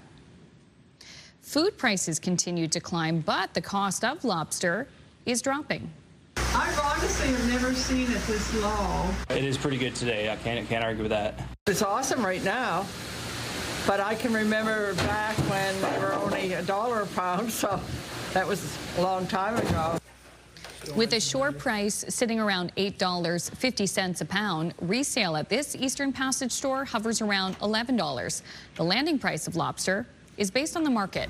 Competition in 2 areas, on the wharf and in the protein market, is what controls how much buyers will pay for the catch. This is also dropping the price of gas and diesel at the pumps. In Nova Scotia, gas fell by 5.5 cents. The minimum price in the Halifax area now $1.26. Diesel dropped by 6.7 cents. The minimum price now $1.56. In PEI, gas fell by nearly 3 cents a litre. The minimum price now $1.37. And diesel also dropped by nearly 3 cents. The minimum price now $1.68.2. And in New Brunswick, gas fell by nearly 4 cents. The maximum price $1.33.2. And diesel dropped by 6 cents. The maximum price $1.72 a litre. RCMP in Nova Scotia are investigating reports of shots fired in East Preston. The incident took place yesterday morning near the 1600 block of Highway 7. A portion of the road was closed for a time but later reopened. No reports of any injuries, but 1 person was taken into custody. In New Brunswick, a man is in custody after a bizarre incident yesterday afternoon at the Moncton Airport. Kodiak RCMP were called after a man was seen walking on a runway in a restricted area. A 27-year-old from Moncton was arrested without incident. Police say there was no threat to the public and no flights were impacted. The investigation is ongoing. To health and medical news now. All 3 maritime provinces are reporting the same thing. Influenza cases are rapidly rising earlier than in past years. We are seeing high levels of flu activity across all of our emergency departments, and so we've certainly activated our plans. Flu always moves from west to east, and so we're a little bit behind, but we are starting to see in the last couple of weeks a significant increase on influenza activity, which is 2 to 3 weeks earlier than we normally see it. The Maritimes are seeing an increase in influenza infections among children especially. PEI is reporting its rates are highest amongst those 5 to 19, followed by those 0 to 4 years old. Experts say it is still not too late to get the vaccine, even if it's not a perfect match. Meantime, anyone who attends a Nova Scotia health facility is now required to wear a mask to try and stop the spread of these respiratory illnesses. Finally, hundreds gathered in Uganda's capital to celebrate Christmas at various events around the city. Show you a good Christmas tree. The celebrations include a 21-meter tall Christmas tree that was lit on the grounds of an old secondary school, drawing large crowds for carols and also for prayers. I love to see how Christmas and all the holidays actually are celebrated around the world. I agree with you. Stunning tree and decorations too. Oh yeah. Nice comfortable conditions as well. The quality of the light and the temperature. Wearing a t-shirt in December. Can you imagine? Wow. Though, you know, it has been mild the past few days. Yeah, but not like that. No, certainly Today not actually like kind of felt like spring though this morning. Windy, I but thought so too. Right? I was like, is it spring? I know, you could smell like that wet earth. Yeah. Yeah. Well, I got a fun story for you. Yeah. Okay. These are the most popular dog names of 2025. Let's do it. Let's do it. Okay, Oh. for female poochies, here we go. The top 5 are Bella. Of course. Daisy. Also, wow, that's a cute dog. Luna, Lucy, and Maggie. There's Maggie right there. And meanwhile, for male dogs, it's Charlie, Bear, Milo, Buddy, and Cooper. No, oh my gosh, oh, Palm, wonderful. Vintage names like Mabel and Hank are making a major comeback, as well as nature-inspired choices like Daisy and Lily. But short, easily recognizable names are very popular, especially if you're trying to train a dog. The list was compiled by DNA My Dog. Oh. I bet you we have people who work in the vet industry or maybe work at adoption centers, and they're like, yeah, this all checks out. These names, absolutely. Yeah, I've heard a lot of Coopers for sure. Bella, yeah, heard a lot of Bellas. Yeah, Max. Max. Anyway, no Deweys. There's only one and only. No, it is unique. You're a different dog with, is it Molly? Yeah, I have a Lily. I had a Minnie. I have a Marjorie. Yeah. Love it. We had a Mickey growing up, Mickey and Minnie. All right, we've reached the halfway point of the show, but we hope you stick around. Latavia has more details on the wet and windy weather, and also it's time for the Legal Insider. Today we're looking at how what you post on social media can have an impact on legal proceedings. Those details coming up.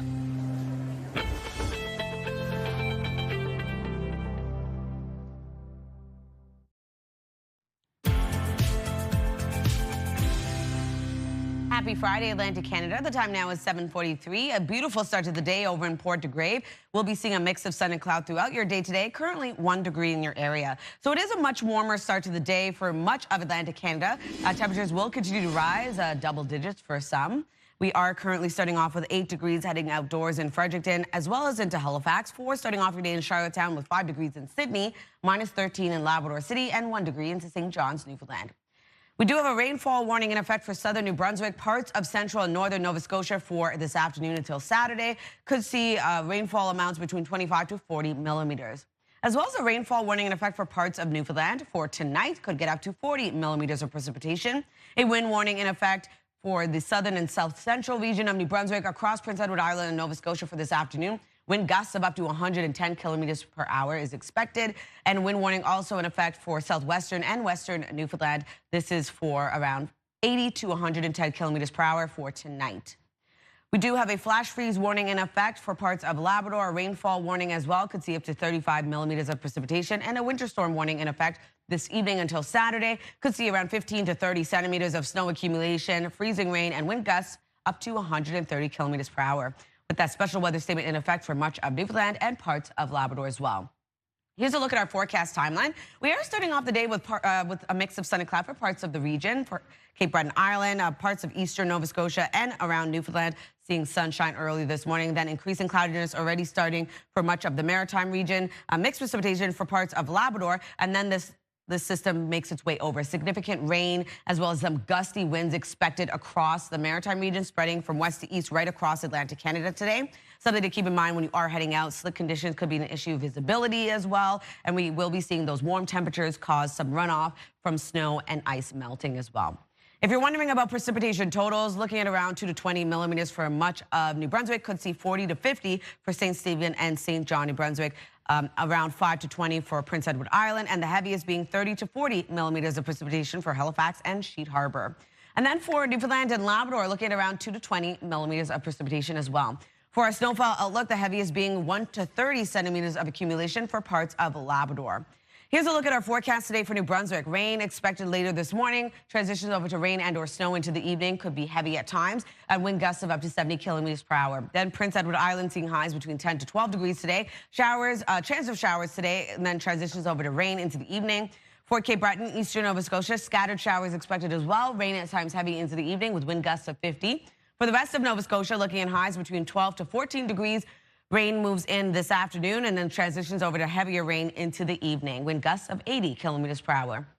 Labrador City looking at some mixed precipitation today. A high of 4 degrees in Labrador City. 7 degrees into St. John's, Newfoundland, looking at a mix of sun and cloud. Drizzle arrives into the evening. Saturday's forecast will be cooling down a bit. We do have a wintry mix expected for Newfoundland and Labrador, parts of Cape Breton Island, as well as some isolated flurries expected for parts of the region. Saturday night, we see a lot of that mixed precipitation clears out of the maritime region, still remaining for parts of Cape Breton Island, Newfoundland, and Labrador as well. And then into Saturday night, into Sunday morning, we do have flurries expected for northern New Brunswick, transitioning over to a bit of a chance of showers under flurries for parts of the maritime region, still seeing some light snowfall for parts of Newfoundland and Labrador. Sunday's forecast, we are going to see a chance of flurries and or showers. Stick around for Atlantic Canada. That's a look at your weather forecast. We'll throw things over to the Legal Insider.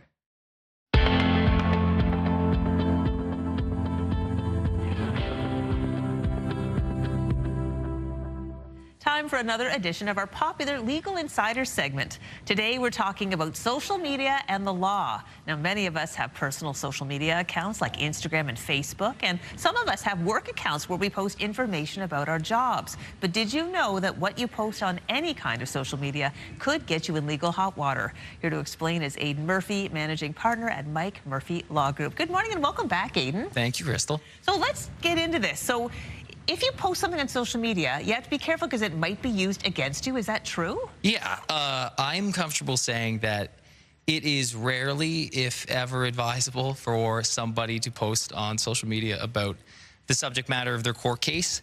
I have clients that, when it becomes an issue, will be surprised that there are not additional protections there and that those kinds of posts can be used against them. But at the end of the day, these are public platforms, and they're treated like public platforms. So there are civil cases where not only are those public posts related to a job termination or a personal injury used against the client, but I have had requests before of defense lawyers where they ask for private correspondence between one person and your client if the subject matter is related to the action that you have in the court. I rarely grant those undertakings, but they do exist. And I see no reason why, if push came to shove in certain cases, that a court couldn't give that kind of order for someone to produce records between your client and another person. Criminal cases are a little different. You can't be required to give that kind of information, but if it's a bad idea in a civil case to make public posts about a termination or a personal injury, in a criminal case, that's a really, really bad idea. Sure, I can understand too a court case that would be a bad idea. Let's say I just post something defamatory. For example, I post that I had a bad experience at a restaurant, or I posted something bad about a person. You know, could I get it? Could that come back to haunt me? Yes, in a legal way. Obviously, it might be socially, but legally. Yes, I mean, libel is a real action that someone can bring and there's requirements for it. But with all that said, the reason why people only hear about slander and libel cases among Hollywood actors or, you know, Drake and Kendrick Lamar or something, the reason why is in most cases, even if you can satisfy that you have an action there and there's liability, the person on the other side, whether that's you or a person that you're suing, rarely has the ability to pay it. And it's going to be hard to find a lawyer that will bring that kind of case because the other person on the other side of it might not have an ability to pay. Interesting. So if you put the shoe on the other foot and I find a post that I find defamatory towards me, that it also might be difficult to find a lawyer to take my case because it's going to be difficult. It might be there. You might have an action, and you can likely bring that to court if you'd like. But it's difficult to prove those kinds of actions, and it's difficult to find lawyers that will take them. Well, I think the bottom line is just be super careful about when you're posting on social media, whether it be private or work, whether it be a work device or a private device, because you were telling me that even private messages could possibly be something that could be, you know, pulled out and pulled against you. Look, I mean, a lot of people have read about, you know, big class actions where all different types of emails between employees are disclosed in the discovery process, or different actions against media entities where anchors can be texting back and forth and those are produced. Those principles, in a lot of cases, even in smaller scale litigation, can still apply. It's not often the case that those issues are pushed on in smaller actions, but there's no reason why they couldn't be. And it's best to just keep things off social media, keep things limited where possible in terms of what you're writing down or what kind of conversations you're having outside of your conversations with your lawyer when you're in the middle of a court case. Well, Aidan, thank you so much for answering this question for us and our viewers today. Thanks a lot. Appreciate it. All right, that was Aidan Murphy, who is a managing partner at Mike Murphy Law Group. Now, a reminder, the information provided in this segment is of a general nature and is provided for information purposes only. It does not constitute professional legal advice. Now, please contact a lawyer before making any legal decisions. And if you have a question about law in Atlantic Canada, send it to us. You can email us at yourmoneyatlantic@bellmedia.ca or text us at 10400. You might get your question answered on our next Legal Insider segment. This edition of Legal Insiders, brought to you by the Mike Murphy Law Group. Good information there. Thanks, you too. Health and medical news now. A study out of Sweden has looked at the possible link between eating more high-fat cheese like cheddar, Gouda, and Brie, and a lower risk of developing dementia. It is one of the topics in Your Health.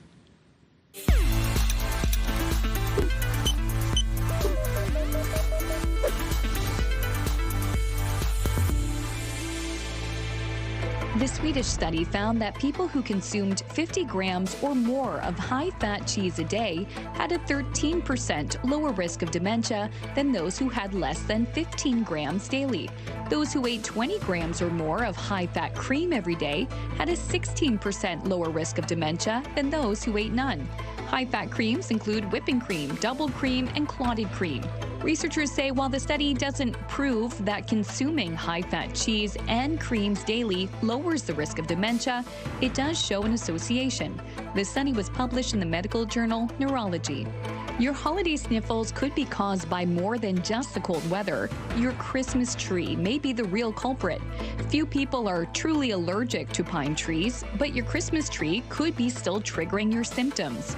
According to the Cleveland Clinic, real trees sometimes carry mold, pollen, and even tiny critters. Artificial trees can also cause problems because they can accumulate dust in storage. It's suggested that you wipe them down before setting them up, and after the holidays, store decor in airtight containers. If you've opted for a real tree, don't keep it too long because mold spores increase over time. Finally, experts say to watch out for fireplaces and scented candles, which can also aggravate allergies. Finally, we have smartphones and devices to keep track of our health. Now we have smart floors. Engineers at the University of Surrey are using floors equipped with motion tracking as part of a study. Volunteers walk across the floor to see how different setups affect balance. Results will be used to protect people from falling. Researchers say the key is to figure out the balance between softness and stability.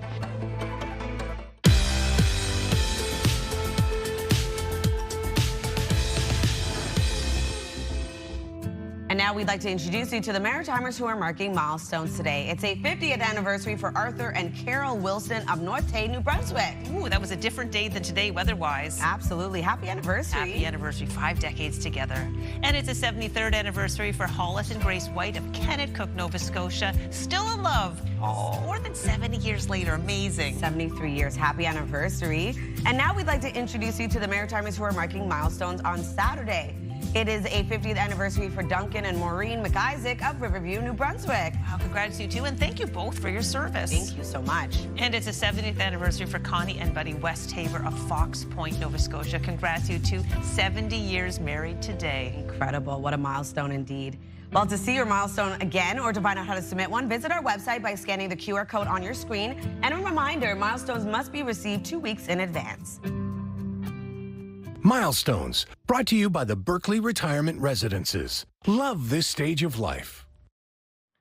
A very warm day ahead for New Brunswick, a high of 12 degrees. We are expecting rain throughout your day. Transitions over to rain and or snow. On Saturday, cooling down to -2 degrees is your daytime high. We will be expecting some snow, but also a mix of sun and cloud. And on Sunday, a high of 3 degrees, flurries and or showers across the province. Nova Scotia will be dealing with significant rain as well today with a high of 12 degrees. Rain at times heavy with a risk of thunderstorms into this evening. And then on Saturday, cooling down to -1 is your daytime high. Chance of showers and or flurries with a mix of sun and cloud into the afternoon for parts of the region. And then on Sunday, looking at a high of 5, scattered showers across the province into the evening. Mixed precipitation returns. Prince Edward Island seeing a high of 13 degrees today. Scattered showers transitions over to rain into the evening. On Saturday, a high of -2. Showers and or flurries across the island. Same thing on Sunday with a high of 3. The #1 morning show in Halifax. Turk, Megan, and Amateur Alex. And home to the biggest artists. Halifax's #1 hit music station. 101.3 Virgin Radio. It's Friday, December 19th. Today on Your Morning Atlantic, the New Brunswick government's new homeless strategy looks to reduce the number of unhoused people in the province by 40%. The details coming up in your local news headlines.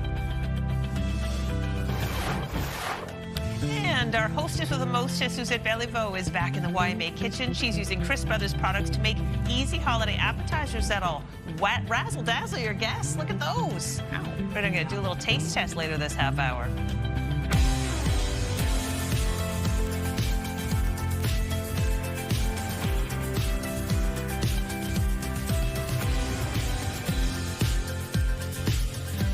Good morning. It is already December 19th. Ladies, I have to tell you, I am worried about the calendar. Its days are numbered. Oh, love a good joke like that. Yeah, coming up later in the news, I'm really going to show you a sign that 2026 will be here before you know it. Oh, great. Okay. Looking forward to it. We have some rain coming in. The wind is probably the bigger story for like potential power outages and such. Absolutely, yeah. In the Halifax area, when are we expecting it to hit?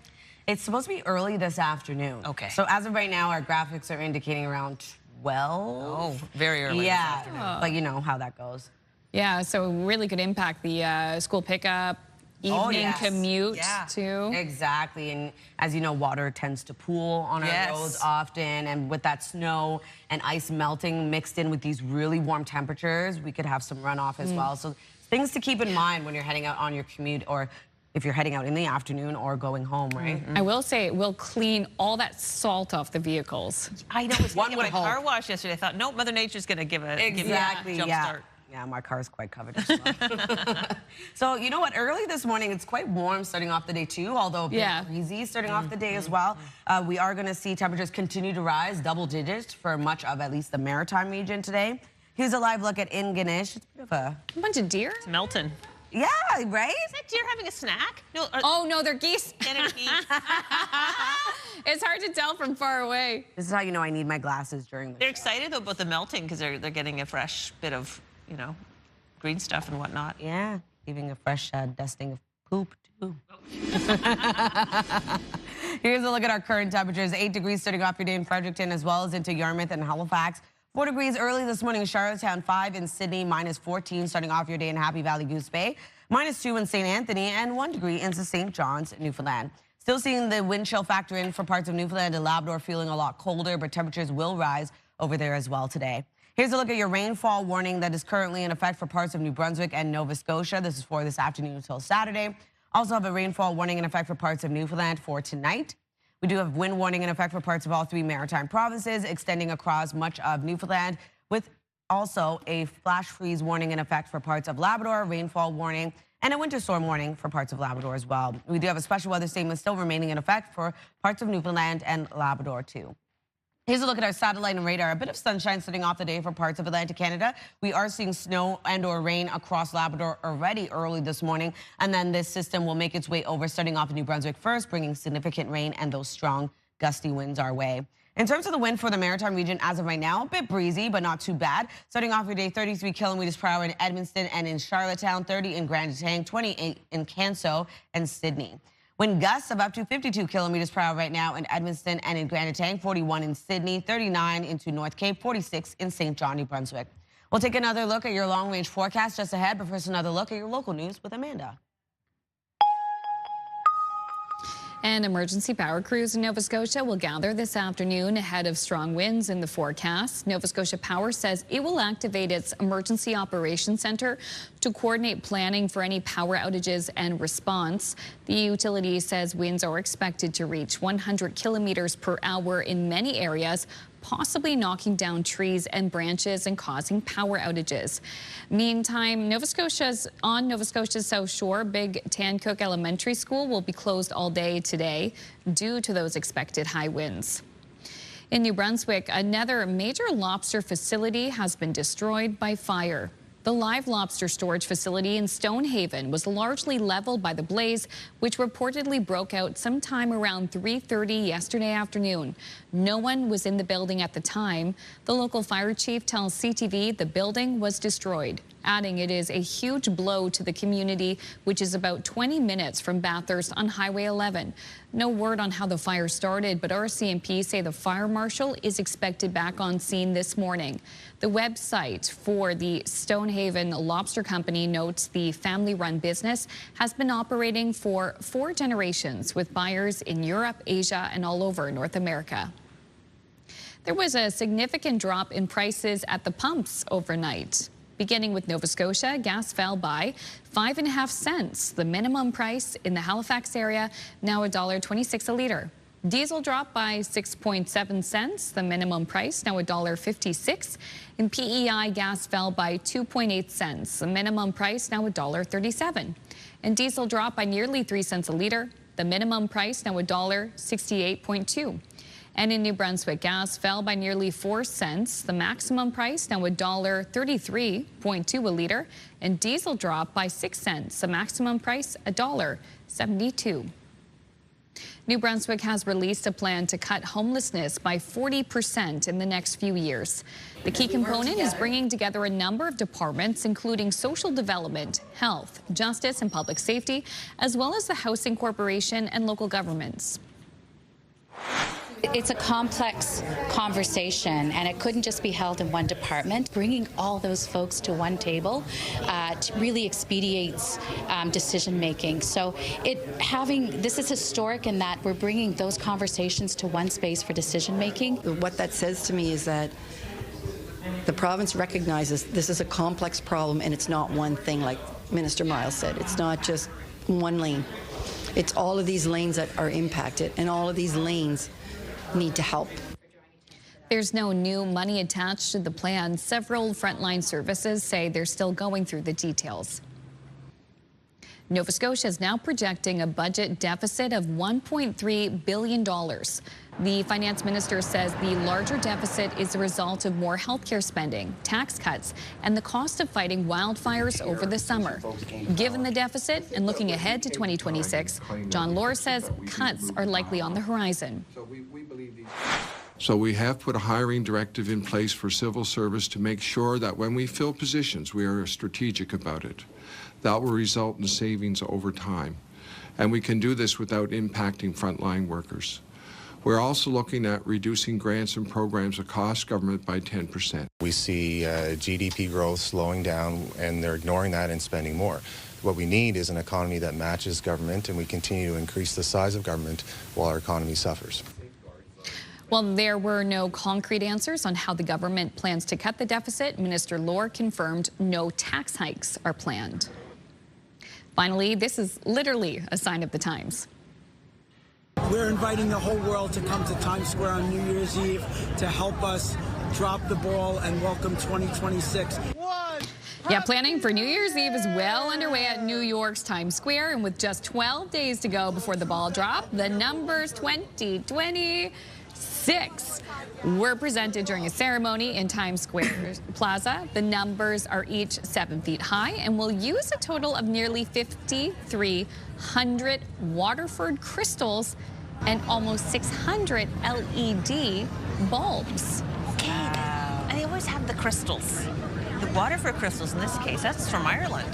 Oh, see, very fancy news you can use. So cool. 2026. Soon comes the time when we're all making mistakes on the date and year. Yeah. Oh my and month. Gosh, I know. I still feel like I'm getting used to writing 2025, you know?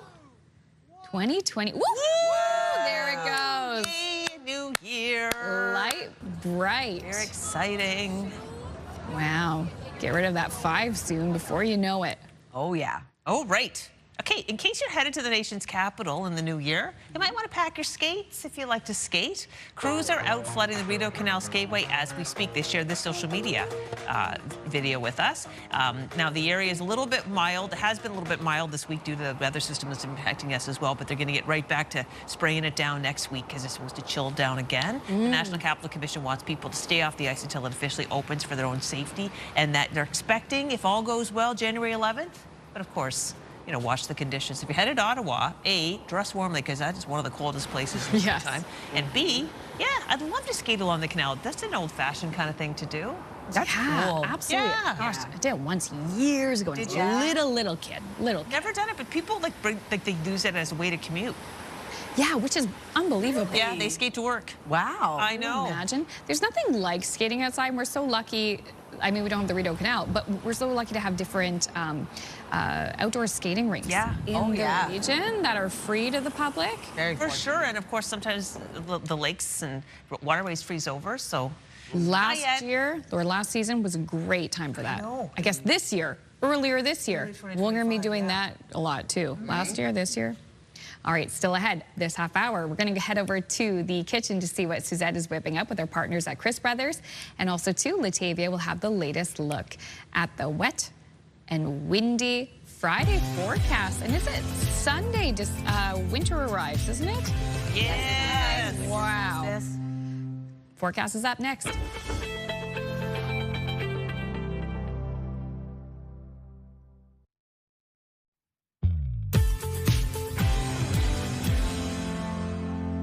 Good morning. The time is 8:14 on your Friday. We're taking a live look at Lunenburg. It is 8 degrees starting off your day, so quite warm, a bit cloudy this morning. We are expecting periods of rain to move in mid-afternoon.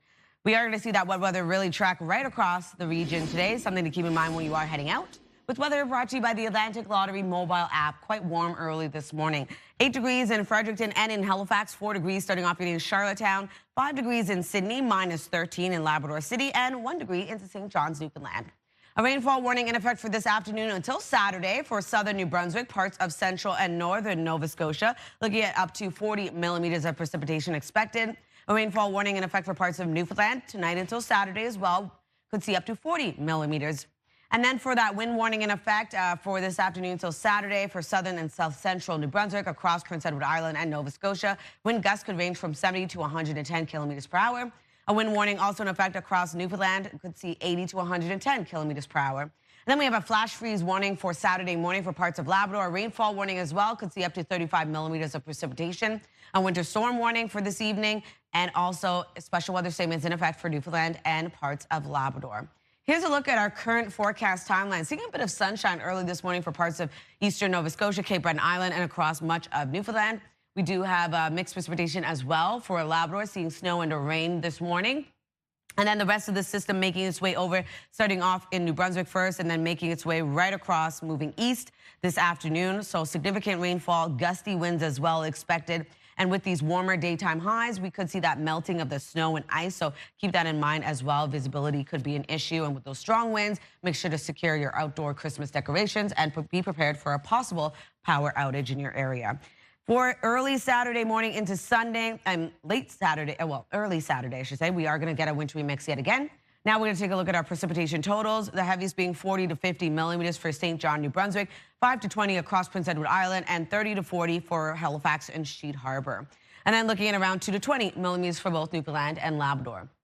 For our snowfall outlook, seeing around 5 to 30 centimeters of snowfall, for parts of Labrador. For our forecast today for New Brunswick, looking at rain moving in, transitions over to rain and or snow into the evening. Daytime highs will range from 10 to 14 degrees, wind gusts of 70 kilometers per hour expected. Highs between 10 to 12 degrees for Prince Edward Island, chance of scattered showers throughout your day. Transitions over to rain into the evening with wind gusts of 70. For Cape Breton, eastern Nova Scotia, also seeing scattered showers today and then transition over to rain at times heavy into this evening. For the rest of Nova Scotia, same thing. We're looking at rain throughout your day, transitioning over to rain at times heavy with the risk of thunderstorms into the evening, wind gusts of 80 kilometers per hour.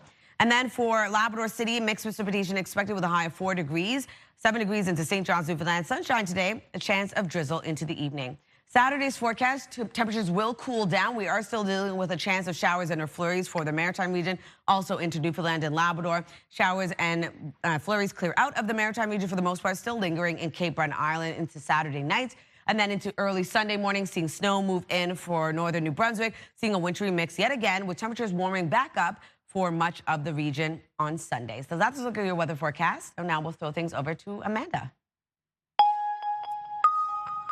Thank you, Latavia. The U.S. has now put conditions on the table for the renewal of the trade deal between our countries. And not surprising, they want more American products in our dairy aisles, something that could threaten the supply management system that protects farmers on our side of the border.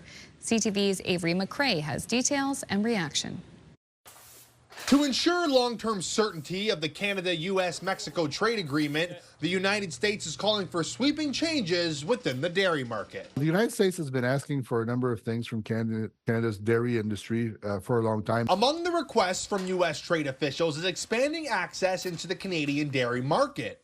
Under the CUSMA agreement, Canada has conceded nearly 4% of the market access. According to industry, that results in over $140 million in losses annually for Canadian producers. They also want to limit our ability to export some dairy products, not just to the United States, but actually to global markets around the world. Each of those changes would have a direct impact on producers and processors in Atlantic Canada. Prime Minister Mark Carney said it is unlikely to see deals for sectors like dairy to be negotiated separately outside of CUSMA talks, but says he will work closely with farmers on ensuring the right deal is made. We will always pursue an agreement that is in the interest of Canadian workers, Canadian families. The Canadian dairy industry operates under a supply management system which helps regulate the market from both a production and cost standpoint for farmers.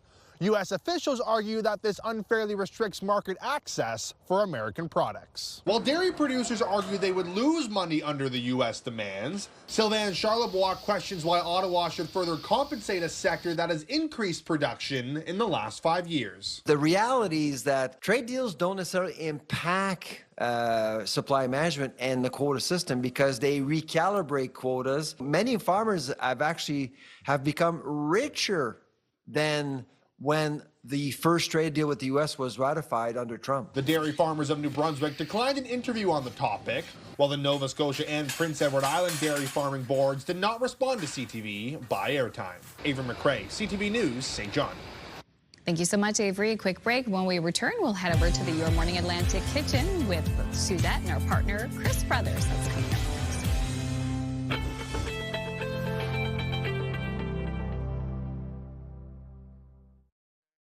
Move Mornings with Aaron and Peter. Weekday mornings on Move 100. The most fun in the morning. And home of the $1,000 minute. Only on Move 100 Halifax. Welcome back. It's 8:23. We're in the kitchen with Suzette Belliveau, and today we're making something really stunning. This is fun, Crystal. Today we have a different take on a meat and cheese platter.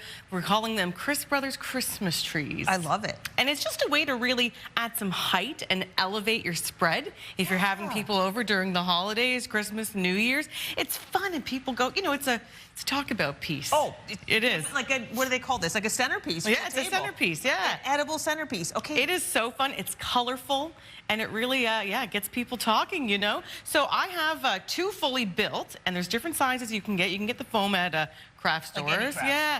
But I have one that I'm still working on here, a big one, and I have a smaller version for you to show you what you can do and what meats from Chris Brothers that you can use. I mean, really, you can use any of their deli meats because Chris Brothers makes a variety of deli meats. You can get them anywhere you purchase your groceries in Atlantic Canada. But today I focused on their sausages, their pepperoni, and even their ham. So Crystal, for me, the way I like doing it is I like to start by creating a spiral. You see, that really creates a nice visual, right? So do you start at the top? No, right at the side. But like top down as opposed to bottom up. Yep, top down. Okay. Now, my husband said yesterday, if I'm ever in a rush for a party and he has to make them for me, he starts bottom up.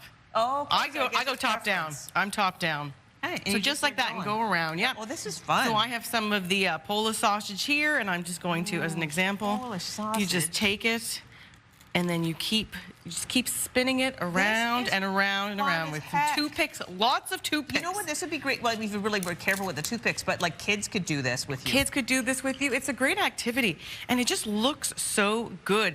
And of course, there's so many different flavors you can get to really suit your host needs, which is awesome. So there's a Polish sausage, there's a Cajun sausage I have in these today as well, maple, there's garlic, and of course with the pepperonis, the world is your oyster. Well, and this is what I love about Chris Brothers. It is a local company. Yes. Bought locally, produced locally, Eaten locally. Eaten locally. Eaten by so many of us, especially over the holidays, you know? And I really like, especially if you know you're going to be preparing a lot of it, I like the big packages of the pepperoni that I brought. You know, there's mild and there's hot, but then the smaller packages, there's cheddar, there's honey garlic. I have honey garlic there for you right now. So much variety, which I absolutely adore. And of course, you can garnish it with other little items if you like olives or tomatoes, you know, whatever suits your fancy. Yeah. But the meat is the star of the, Christmas tree. And then if at the party you put the star and they just say everybody, you just come and like you pull a toothpick out and then eat. Yeah, exactly. So it is, you know, sanitary in that sense, where people already everything already has a toothpick on it, so it's quite easy for your guests to enjoy. But it's fun. I like it. You just go around and around and around. And once you get used to it, it doesn't take you too long to and then you can do, once you go one layer, then I start another layer, you know? So you can start a layer with sausage or with some of the Chris Brothers ham that I brought with me today as well. I brought the honey ham with me, so it's a lot of fun. And like you said, it's a great little activity, and it gets together, it comes together pretty quickly. Once you get going. I've begun to like zone out and just do this. Yeah, it's very relaxing. It is. Yeah, exactly, and it is a lot of fun. That is so pretty. Look at that. I love it. It's coming together. Okay, all coming together. What do we have in here? So right here, I have a mix of the Polish sausage and the Cajun sausage. Okay, I want to try the Cajun. Yes, try it. And can you eat the raw to peel it off? I did, or I already peeled off a layer. I already peeled off a layer. If you want to peel off the second layer, you can. My husband was snacking on a few of them last night as I was cutting them up, and he said it was delicious. He said they were absolutely delicious. So it's a lot of fun. And then to really jazz it up, feel free to add a topper. I added the Chris Brothers, the star of the holidays, to this one. But then you can add a bow. I added a bow to this one. I'm going to add a bow to this one as well. Or some people will use, you know, you could use the pepperoni, cut it up, make it into a little tree like we did last month, or you can even cut up some cheese. But I like, you know, I had some fun with it today and put some bows and the Cajun and the regular Polish sausage. Isn't it good? Oh, yeah, bring it on. And I don't cook with that as much as I should, but it's quite delicious. Oh, it's fun cooked too. Yeah, for the Christmas trees, I thought, you know what, we're going to break the sausages out for the Christmas trees. Susan, this is so much fun. Thank you so much for this great idea. Thank you, Crystal. Get over here and try these delicious sausages. They're they are yummy. I know you're hungry today. On my way, Crystal, right after this. We're going to take a look at the 3-day forecast first. A high of 12 degrees today. Rain expected across the province, transitions over to rain and or snow. On Saturday, a high of -2 degrees. We do have snow for parts of the province and a mix of sun and cloud for others. And then on Sunday, warming up to 3 degrees. Chance of flurries and or showers. Nova Scotia looking at a high of 12 degrees. Rain today, transitions over to rain at times heavy with the risk of thunderstorms this evening. Saturday, cooling down to -1. Snow and or flurries. Showers and or flurries moving across the province, transitions over to a mix of sun and cloud. On Sunday, a high of 5, scattered showers, mixed precipitation into the evening. For Prince Edward Island, a high of 13 degrees today, scattered showers, transitions over to rain into the evening. On Saturday, mixed precipitation across the island with a high of -2, 3 degrees on Sunday.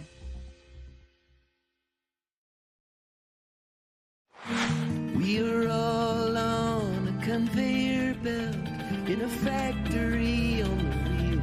Coming up here in the next 15 minutes, Katie Kelly will have the entertainment news to deck the halls. That's coming up here on Your Morning Atlantic.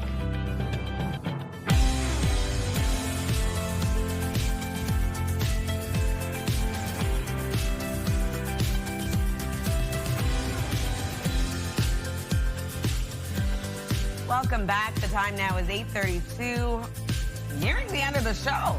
I know. Wild. I feel like it flew by. It did really fly the week, by right? today. The whole week, yeah. I know we're getting so close to Christmas. That's the time is speeding up as we get closer to the big day. I know. Very exciting, but I don't want it to go away just yet. Yeah. The viewers caught me throwing my lip gloss back into my little area. I wanted to refresh the lips after eating that delicious Chris Brothers Polish sausage. Yeah, I didn't have time. I was just scarfing it down before we got back on air. Particularly the Polish sausage, which I hadn't tried before, the Cajun and the regular, they're both delicious in different ways. And the Cajun isn't too spicy, it's just flavorful. Good. Very delicious. Yeah. A good snack on a stormy day when you're inside nice and cozy, especially with all the wind and the rain we're going to get. Exactly. Potential power outages. Yes, it's snacks like that, like you said, because the power outages are key to have on hand just in case for your storm chips, right? We're going to take a live look at Halifax. Beautiful sunshine early this morning. The calm before the storm, they like to say. 8 degrees right now, so quite warm for much of the region as well. Temperatures will continue to rise, the warmest day of the week. So 8 degrees as well right now in Fredericton, 4 degrees heading outdoors in Charlottetown with 5 in Sydney, minus 13 degrees in Happy Valley, Goose Bay, and 1 degree into St. John's, Newfoundland. Factor in that wind chill for both Newfoundland and Labrador. Quite cold this morning. Temperatures will rise in your area as well a little bit later on. A rainfall warning in effect for parts of New Brunswick and Nova Scotia for this afternoon until Saturday. We do have a rainfall warning in effect for parts of Newfoundland as well. And a wind warning for parts of all 3 maritime provinces this afternoon until Saturday across Newfoundland and Labrador. This is for tonight. And we do also have a flash freeze warning in effect for Saturday morning for parts of Labrador, rainfall warning, as well as a winter storm warning. Special weather statements remain in effect for both Newfoundland and Labrador as well for today. Here's a look at the current satellite and radar. We are seeing a bit of sunshine early this morning for parts of Atlantic Canada. Already seeing snow and rain moving across Labrador. And then into later this morning, into the afternoon as well, we will be seeing that significant rainfall and strong gusty winds headed our way. In terms of the wind currently for the maritime region, a bit breezy starting off your day, will pick up into the afternoon. But as of right now, we're seeing 33 kilometers per hour in Edmundston and in Charlottetown, 35 in Grand Etang with 28 in Canso, 26 in Lunenburg. Wind gusts of up to 54 kilometers per hour right now in Grand Etang, 43 in North Cape, 37 in Canso with 52 into Edmundston. We'll take one last look at your long-range forecast just ahead, but first, one last look at your long-range, your local news, actually, with Amanda. Thanks, Latavia. And Latavia will have more on the long-range forecast in just a moment. Meantime, emergency power crews in Nova Scotia are gathering this afternoon ahead of the strong winds in the forecast. Nova Scotia Power says it will activate its Emergency Operations Center to coordinate planning for any power outages and response. Another major lobster facility in our region has been destroyed by fire. The live lobster storage facility in Stonehaven, New Brunswick, was largely leveled by the blaze, which reportedly broke out around 3:30 yesterday afternoon. No one was in the building at the time. The local fire chief tells CTV News the building was destroyed, saying it's a huge blow to the community, which is about 20 minutes from Bathurst on Highway 11. There's no word on how the fire started, but RCMP say the fire marshal is expected back on scene this morning. All 3 maritime provinces are reporting a rise in flu numbers, and experts say the increase is happening earlier than in past years. For more on the rising flu wave across the country and efforts to curb it, we bring in CTV's Scott Hurst. Good morning, Scott. Families across Canada are contending with a very difficult flu season. Here on the East, health officials are concerned with the vaccination rate in kids. So what is the latest that you're hearing from Atlantic Canada? Good morning, Amanda. And this surge in flu cases earlier in the year than typical has many emergency departments in Atlantic Canada already feeling the impact, as well as other emergency departments right across the country. The latest Canadian surveillance numbers are showing the percentage of positive tests above 20%. And to put that into perspective, that's up from 13% the week before. And at this point last year, that number was as low as 3%, with peak flu season not coming until February. All 3 maritime provinces are reporting a rise in flu numbers. We already know from Ottawa Public Health reporting earlier this week, tragically, 3 children died from influenza-related complications between the ages of 5 and 9 years old. In Ontario, the most recent data, the overall positivity was around 25%. However, amongst children 5 to 11, that rate was much higher at 63%. And this has medical experts in many parts of the country sounding the alarm about the number of people, particularly children, getting the flu vaccine. We're seeing less than 10% of the childhood population being vaccinated. That varies a little bit from age group to age group, but every age group is below 10%. So we really would like to see that up a little bit higher. Kids can get quite sick from the flu, and as we've seen in Ontario, there have been unfortunately a few deaths. So we want to prevent that from happening. So, Amanda, that is a particular concern from medical experts in terms of the number of people getting the flu vaccine, particularly as we're talking about right now, children. Oh, wow. Okay, with the rise in respiratory illnesses driving emergency departments to capacity, what are some things family can do to treat minor symptoms, Scott? Of course, Amanda, no parent likes to see their kids sick or feeling under the weather. It is heartbreaking and sometimes a powerless feeling. Ontario has seen an 84% increase in hospital admissions. So right now, health providers are asking parents to treat their kids with mild symptoms at home. Of course, if symptoms become more severe, never hesitate to take your kids in for screening. And some of those milder symptoms include a slight fever, cough, aches and pains, chills, headache, tiredness, potentially a sore throat, loss of appetite. And of course, with the holidays upon us, the recommendation is to avoid large gatherings if possible. Of course, we all are looking forward to meeting up with family and friends this time of year, but also stay home or keep your kids home if you're showing any signs of those symptoms, Amanda. That's a good point. Scott, thank you so much. Thanks, Amanda. CTV's Scott Hurst reporting live for us from our national newsroom in Toronto.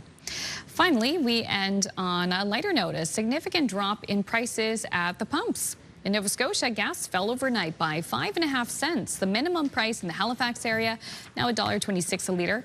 Diesel dropped by 6.7 cents. The minimum price, now $1.56. Over in PEI, gas fell by 2.8 cents. The minimum price, now $1.37, and diesel dropped by 2.9 cents. The minimum price now $1.68.2.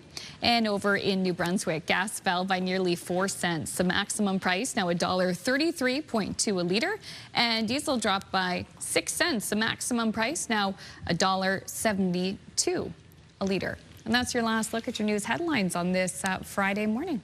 Thank you so much. You are so welcome. Thank you for that drop in gas. Yeah, that's wonderful stuff. Just a messenger. Yeah. All right. We love the story about turning lemons into lemonade. What do you do when your flight gets delayed out of Antarctica? What do you do? Well, I'll tell you what you do. You organize a backwards race. A group of marathon runners awaiting a flight out of the continent stage a backward mile this week. It's the first time an event like this has ever been organized down the Earth's coldest continent. Organizers say backwards running is gaining attention among endurance athletes for its ability to reduce joint impact, activate underused muscle groups, and sharpen coordination. And if you fall, it's on the snow, so it's not so bad. The winner actually get out of town. The winner was from Montreal, of all places. Wow. Yeah, they said conditions are perfect. Here we go. There they are. Félicitations. You won from Montreal. I do not know that guy, but congrats. I did spend some time there, but... He had to turn off the Garmin as he crossed the finish line, right? Careful now. Oh, wow. Careful. Oh. Do you ever do this? Like, even just with our kids? Like, I've done that. Just try to run backwards. And it's not easy. Tough. I haven't done this since I became an adult. It is quite fun. It's a thrill. Now I don't know if I have the balance. I'll give it a go on the snow. All right, now we're going to talk about the community calendar, events taking place in our region, so you can experience the magic of the season with the Winter Wonderland Festival. So enjoy sleigh rides, torch-lit trails, festive music, good food, hot chocolate, and so much more. The festival will run from December 26th until the 28th. For additional information, check out their website. And you still have a few more days to enjoy good tidings on the North Shore of Prince Edward Island. Enjoy local shopping, pop-up experiences, interactive workshops, dining, and family fun. Head over to the website on your screen for additional details on the events and locations. And we mentioned this earlier in the week, the Amera Oval is now open for outdoor fun. You can come out and enjoy skating from now until March 15th. Equipment is free to rent, and you are sure to have a blast with family and friends. For the full schedule, head over to their website. And if you do have an upcoming event, send us the details. We'd love to promote it. yourmorningatlantic.ca. All right, time now, 8:41. Stick with us. We still have lots to come.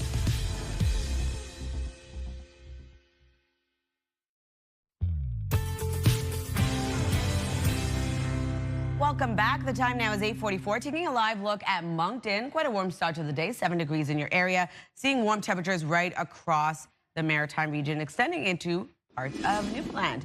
As of right now, it is 8 degrees as you head outdoors in Fredericton. 4 starting off your day in Charlottetown with 8 in Halifax. 5 degrees in Sydney, 1 into St. John's, Newfoundland. Rainfall warning in effect for parts of New Brunswick and Nova Scotia today. Also seeing a rainfall warning in effect for parts of Newfoundland. We do have a wind warning for parts of all 3 maritime provinces for this afternoon, with also a wind warning across Newfoundland. For Labrador, seeing a flash freeze warning and a rainfall warning in effect with a winter storm warning for this evening.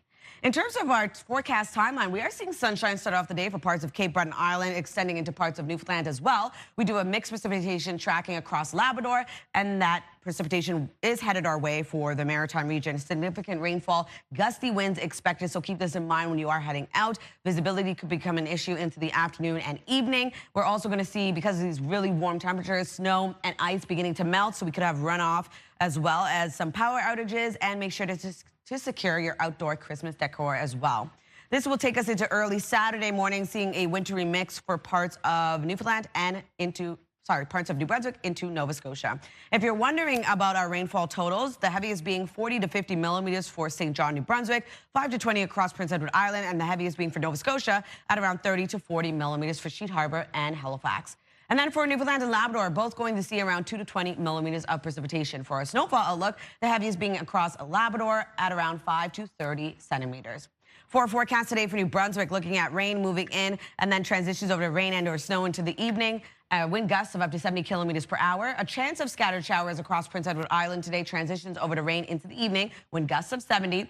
Same thing goes for Cape Breton, eastern Nova Scotia. Scattered showers throughout your day, transitions over to rain, at times heavy. And then for the rest of Nova Scotia, periods of rain moves in this afternoon, transitions over to rain, at times heavy, with the risk of thunderstorms into the evening. For Labrador City, a high of 4 degrees today, looking at snow and or rain across the province. And then a high of 7 degrees for St. John's, Newfoundland. Actually seeing sunshine today, transitions over to periods of drizzle.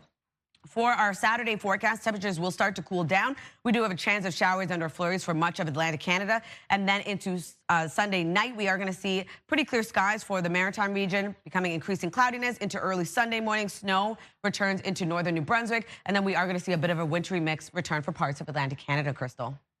Thank you. Katie Kelly's joined us now. We're going to get caught up on our entertainment headlines. What's up? Happy Friday, Crystal. Happy Friday. All right, well, we're going to start. It's a dream come true for a popular Cape Breton comedy duo. Tracy and Martina quickly sold out 2 Halifax shows this week, and now they're adding a third.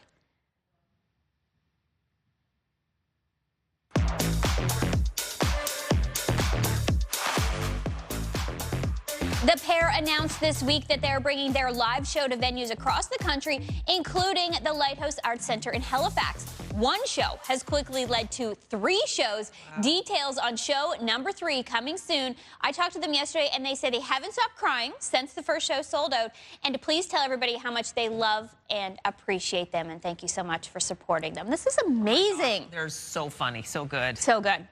Next up, a Halifax-born storyteller is coming home. Steve Poltz is returning to the Maritimes this spring.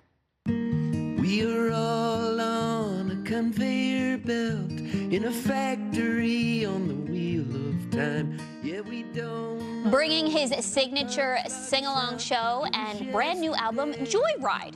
The tour kicks off April 15th in Berwick, then 3 nights at the Carlton in Halifax, April 17, 18, and 19. He'll also stop in Iona, Pictou, Fredericton, for a series of intimate, up-close performances. This guy is one of the funniest guys you could ever meet, and just so much fun to watch. Yeah, it would be a nice, intimate show. Yes, love those vibes. Okay. Okay, next up, one of Canada's most celebrated voices returning to the Maritimes. Lorena McKennett is marking the 30th anniversary of The Mask in the Mirror with a special tour. Would we be in Ireland again? Dance beneath the oak trees.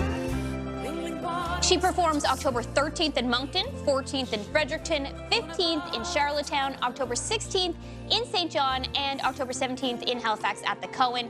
Tickets are on sale for this today. Nice. Oh, looks like a great show. There's so much. Yeah, there is really so much. You could go to a show pretty much every night. And why not? Next up, this is really, really cool. So this Christmas, Nova Scotia's music community is coming together like never before. It's the 902 Unity Project. And here's just a little preview. We're spreading joy to the world, showing love to everybody on the holidays. Every boy, every girl, so excited for the presents on that special day. So nearly 50 artists from across the Maritimes have joined forces for a collaborative holiday anthem called We Are the 902. So it's inspired by We Are the World, and the project celebrates unity, creativity, and the power of East Coast music. It's led by 44 Productions NS, and the track features multiple beats, creative choruses, and a diverse lineup of homegrown talent. We Are the 902 drops on Christmas Eve, sharing a message of hope, pride, and community with the world, and we've got a link up on our CTV Atlantic website. But this is special. Christmas gift. We'll check that out. Thank you for that. Yes, you're welcome. Okay, and finally, this Saturday night, music and community come together for a great cause.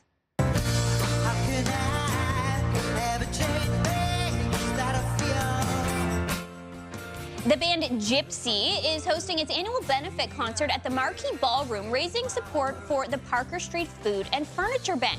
This event has been going strong for more than 15 years, helping provide food and essentials to those who need it most.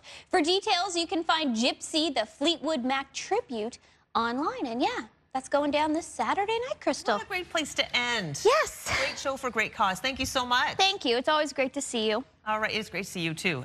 And little one on the way. I'm on my way to go eat some of Suzette's snacks, if anybody's wondering. It's 8:51. We'll take a break. We'll let Katie Kelly get a much-deserved snack, and we'll be back to wrap up the show after this.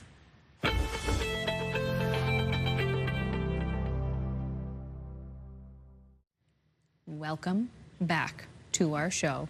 We want to share, we're talking about the weekend. We're talking too about the drinks that you like to make, whether it's a cocktail or mocktail over the holiday season. And it sounds like you guys are going to have a great weekend. We're going to start with a text from this viewer, Patty, Belle Isle Creek. She's texted us before. My favorite would have to be the toasted almond. It is Kahlua, amaretto, and your choice of milk, cream, or chocolate milk. I like to garnish mine with a couple of cherries. That is delightful. And look at it. She texted us a photo, too. Look at that. Doesn't that look nice? That looks great. Mm-hmm. We're going to actually try that this weekend. Yum. A little recipe. Then we have Noella from Riverview who says our go-to drink for Christmas is a slush. This is like what Aaron was saying. Made with vodka, canned frozen orange juice, fruit punch, ginger ale, and maraschino cherries. Just freeze, scoop, and add more ginger ale and enjoy. That sounds like a recipe for delight. I was working with maraschino cherries last night, too. Yeah, super, super good.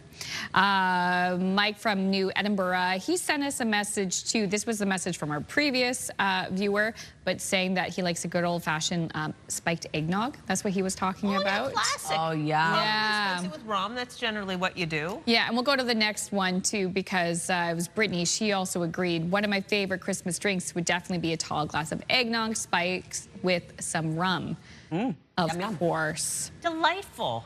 Especially if you make eggnog from scratch, like at home. My brother-in-law does. It's good. Yeah, it is good. Save yourself some pennies. And anyways, thank you to everyone who sent us a text. And cheers to you. We hope you have a great weekend.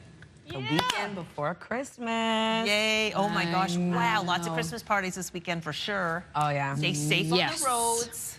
All that good stuff. All that good stuff. And then make sure that you set the alarm to join us bright and early, 6 a.m. on Monday. We do have 2 shows next week, Monday and Tuesday. We're off Christmas Eve, Christmas Day, Boxing Day. So we'll have a bit of a programming note there. But we hope you join us on Monday because, you know what, getting together with family, wonderful time. Sometimes there can be awkward social situations. So we're going to bring back Julie Blake Como, who is going to help us guide through the holidays in a very elegant way. Oh my gosh, H.R. will be with holiday fire safety. Great reminder there. And guess what? Katie's going to be back with Janice. Yay. Yum, yum, cooking time.